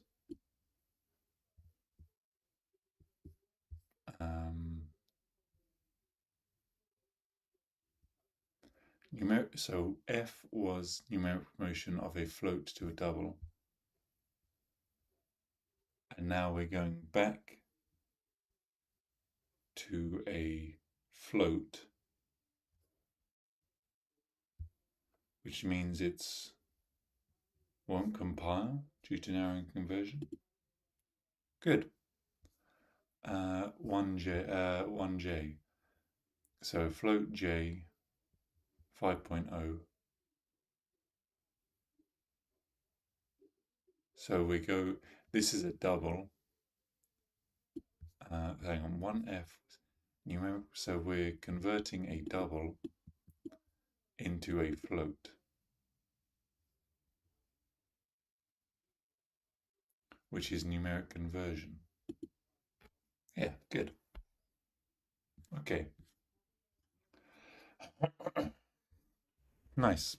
So that's good to know. I somewhat know. But then obviously I'll probably forget it the next time I do it.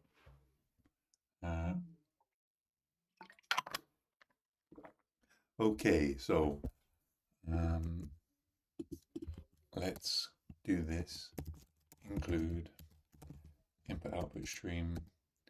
We got a namespace of constants, and then within the namespace we have a constant expression of double pi, and then we have pi to that namespace. Then we have our return. We have a double return type for our function to convert to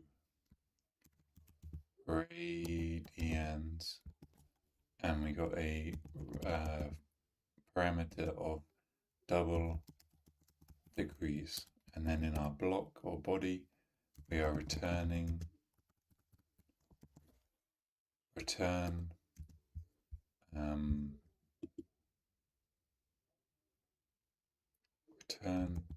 degrees to times constants pi divided by 180. So we got doubles here, and then obviously we need semicolon there. So I think that's fine just to stop, because our name constant, this is a double, and then this is a double of degrees, and that is pi is a double, and then that is an integer, so, but that will then be converted, surely. That will be numeric promotion to that, essentially. So integer main, and then in our block we have a standard character output of enter number of degrees. Then we're allowing the user to enter degrees and setting it as a double degrees. Then we're allowing for standard character input of degrees by the user. Then we have a double again of radians, and we're initializing that with convert to radians, and we're passing in the parameter of degrees. Yeah. Cool. Then we're having a standard character output to print the result of degrees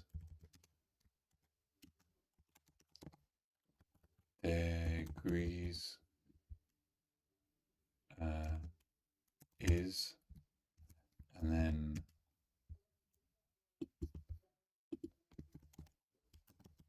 radians, and then radians, and then a full stop, and then a line break, and then we are returning 0. Okay, so update the following program to use type aliases for degrees and radian values. So we can either do it we could do it in our constants. So for example, we could do it here using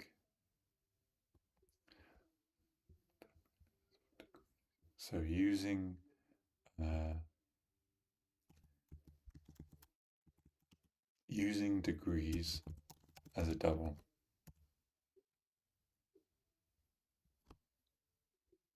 Using degrees equals a double. So type alias, and then for degrees. Then using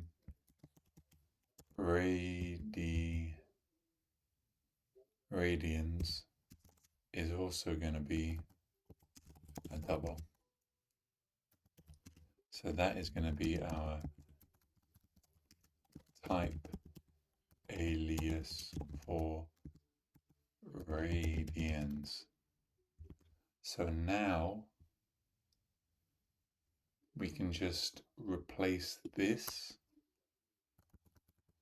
with, no, we would need constants. constants, degrees.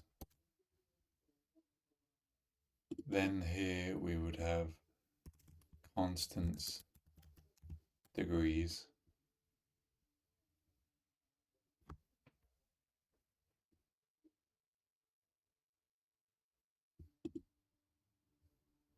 Oh, constants, degrees.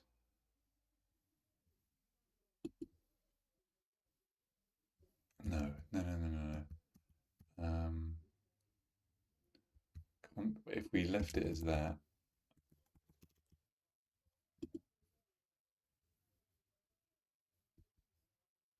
no, no, because they can't be used as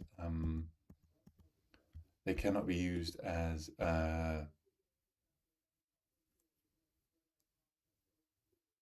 parameters, can they? So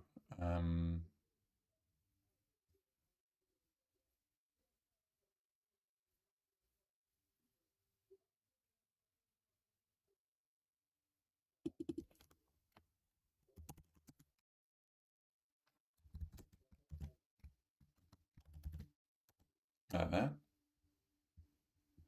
and then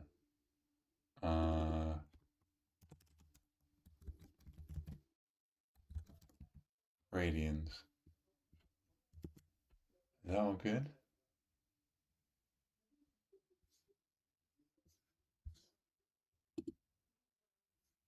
Yes. So number of degrees. Is that what he wanted? Okay, so he's done it like that. Using degrees equals radians. Ah. Yeah, that is probably better, to be honest, because then you can convert. Well, no, what if you did.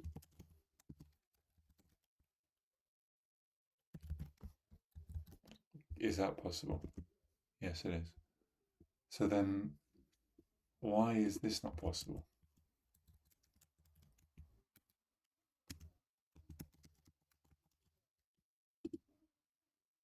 Oh, it is possible. My bad. Okay. So that, yeah, you could either do it that way, or you could do it this way. I just wanted to practice. He gave us a namespace, so I thought we may as well use that namespace.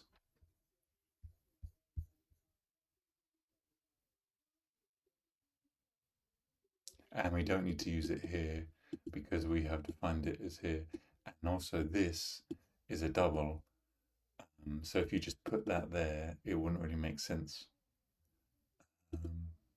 Okay. So given the definitions of degrees, explain why the following won't do. Because radians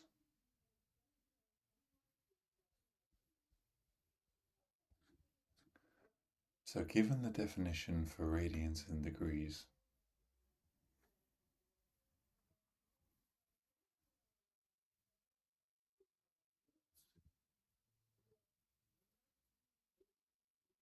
so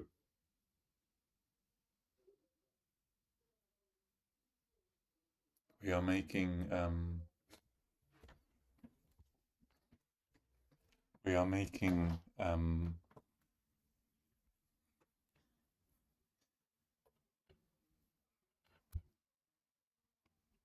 if radians is equal to degrees,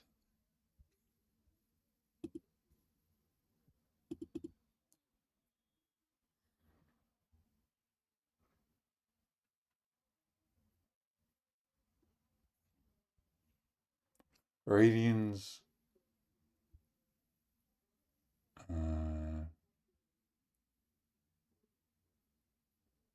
radians is a double.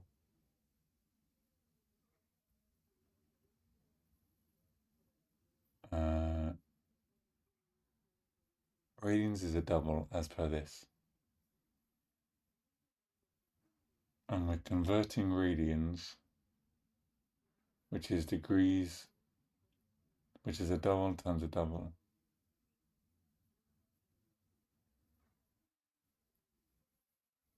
Um, Interesting. Um,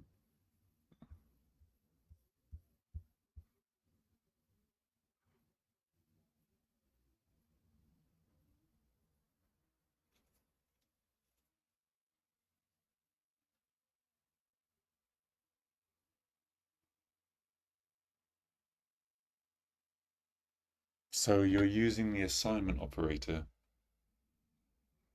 You're not using the equatable operator, which means if you were using the equatable operator, it would produce an error because degrees is not equal to radians.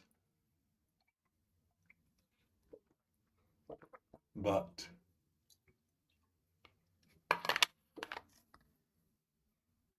you are essentially assigning one double to another.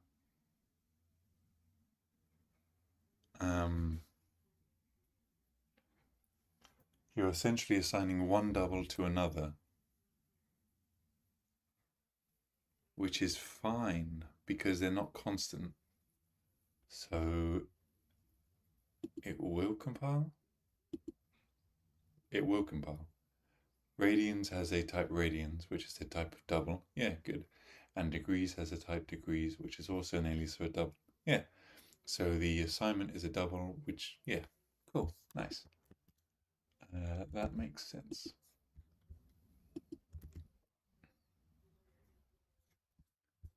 And then here,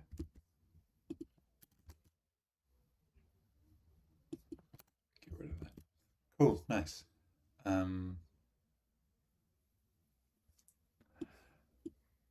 Anch'io, anch'io, anch'io. Okay, so now we are on to function overloading and function templates. So I will just create a new chapter, but I think what I'll do is we'll end here, and that's a good place to start tomorrow, next stream. So function overloading and function templates. So then I'll just go back down to the bottom.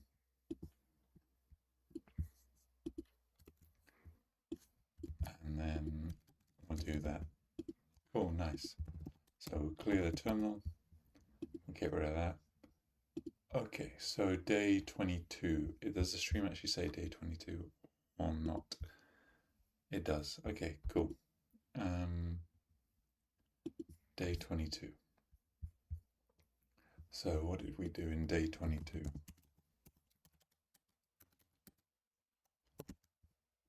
We did explicit type conversion and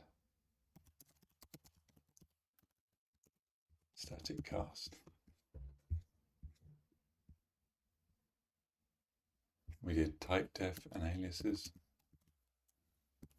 type def and aliases.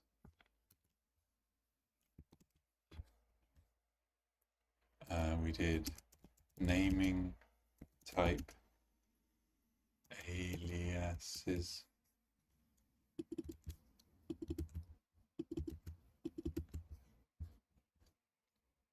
Type aliases are non-distinct types. We did the scope of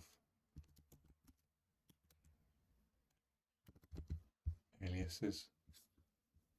We then did more on type defs.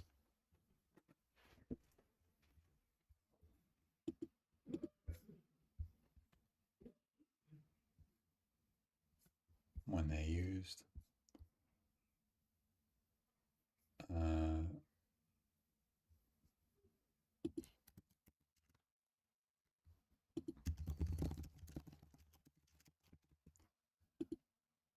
Using type aliases to make the code easier to read.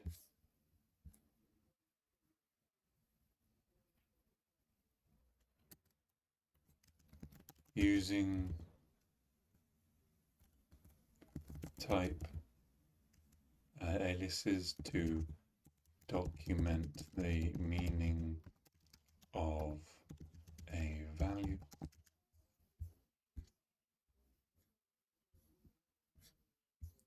To read and maintain.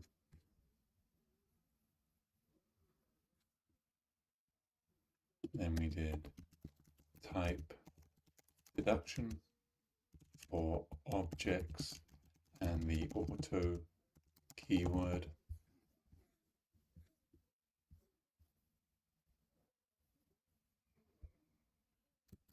Then we did type deduction for initialized variables. Type deduction must have something. Then we did type deduction must have something to deduce from for the compiler to work.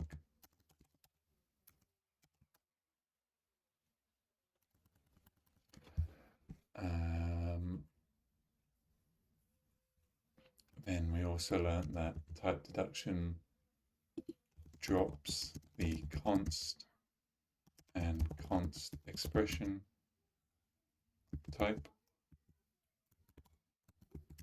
unless we add it back.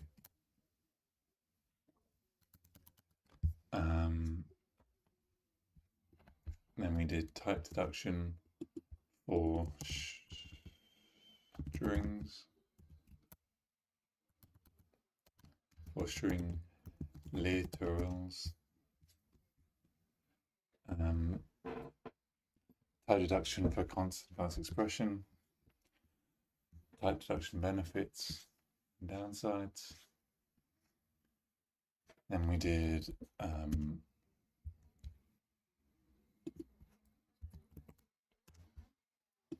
type deduction for functions.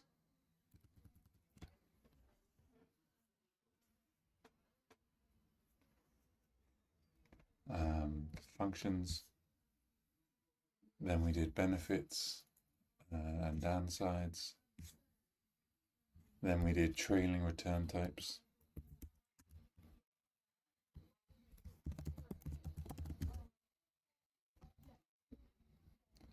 Trailing return types for type deduction. And I'm always including the auto keyword just so I know when someone or something refers to type deduction, it's using the auto keyword.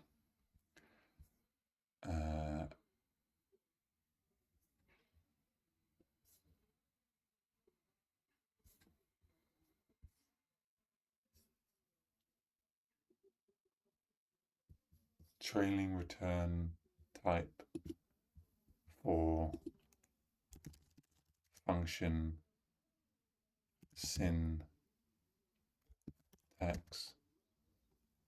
for type deduction.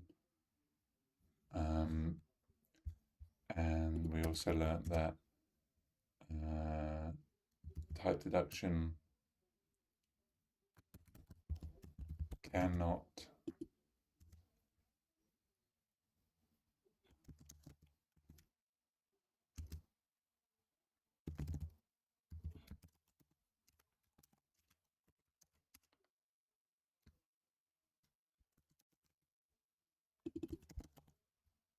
that, whether it's int, bool. Type deduction cannot be used as parameters. And yeah, cool.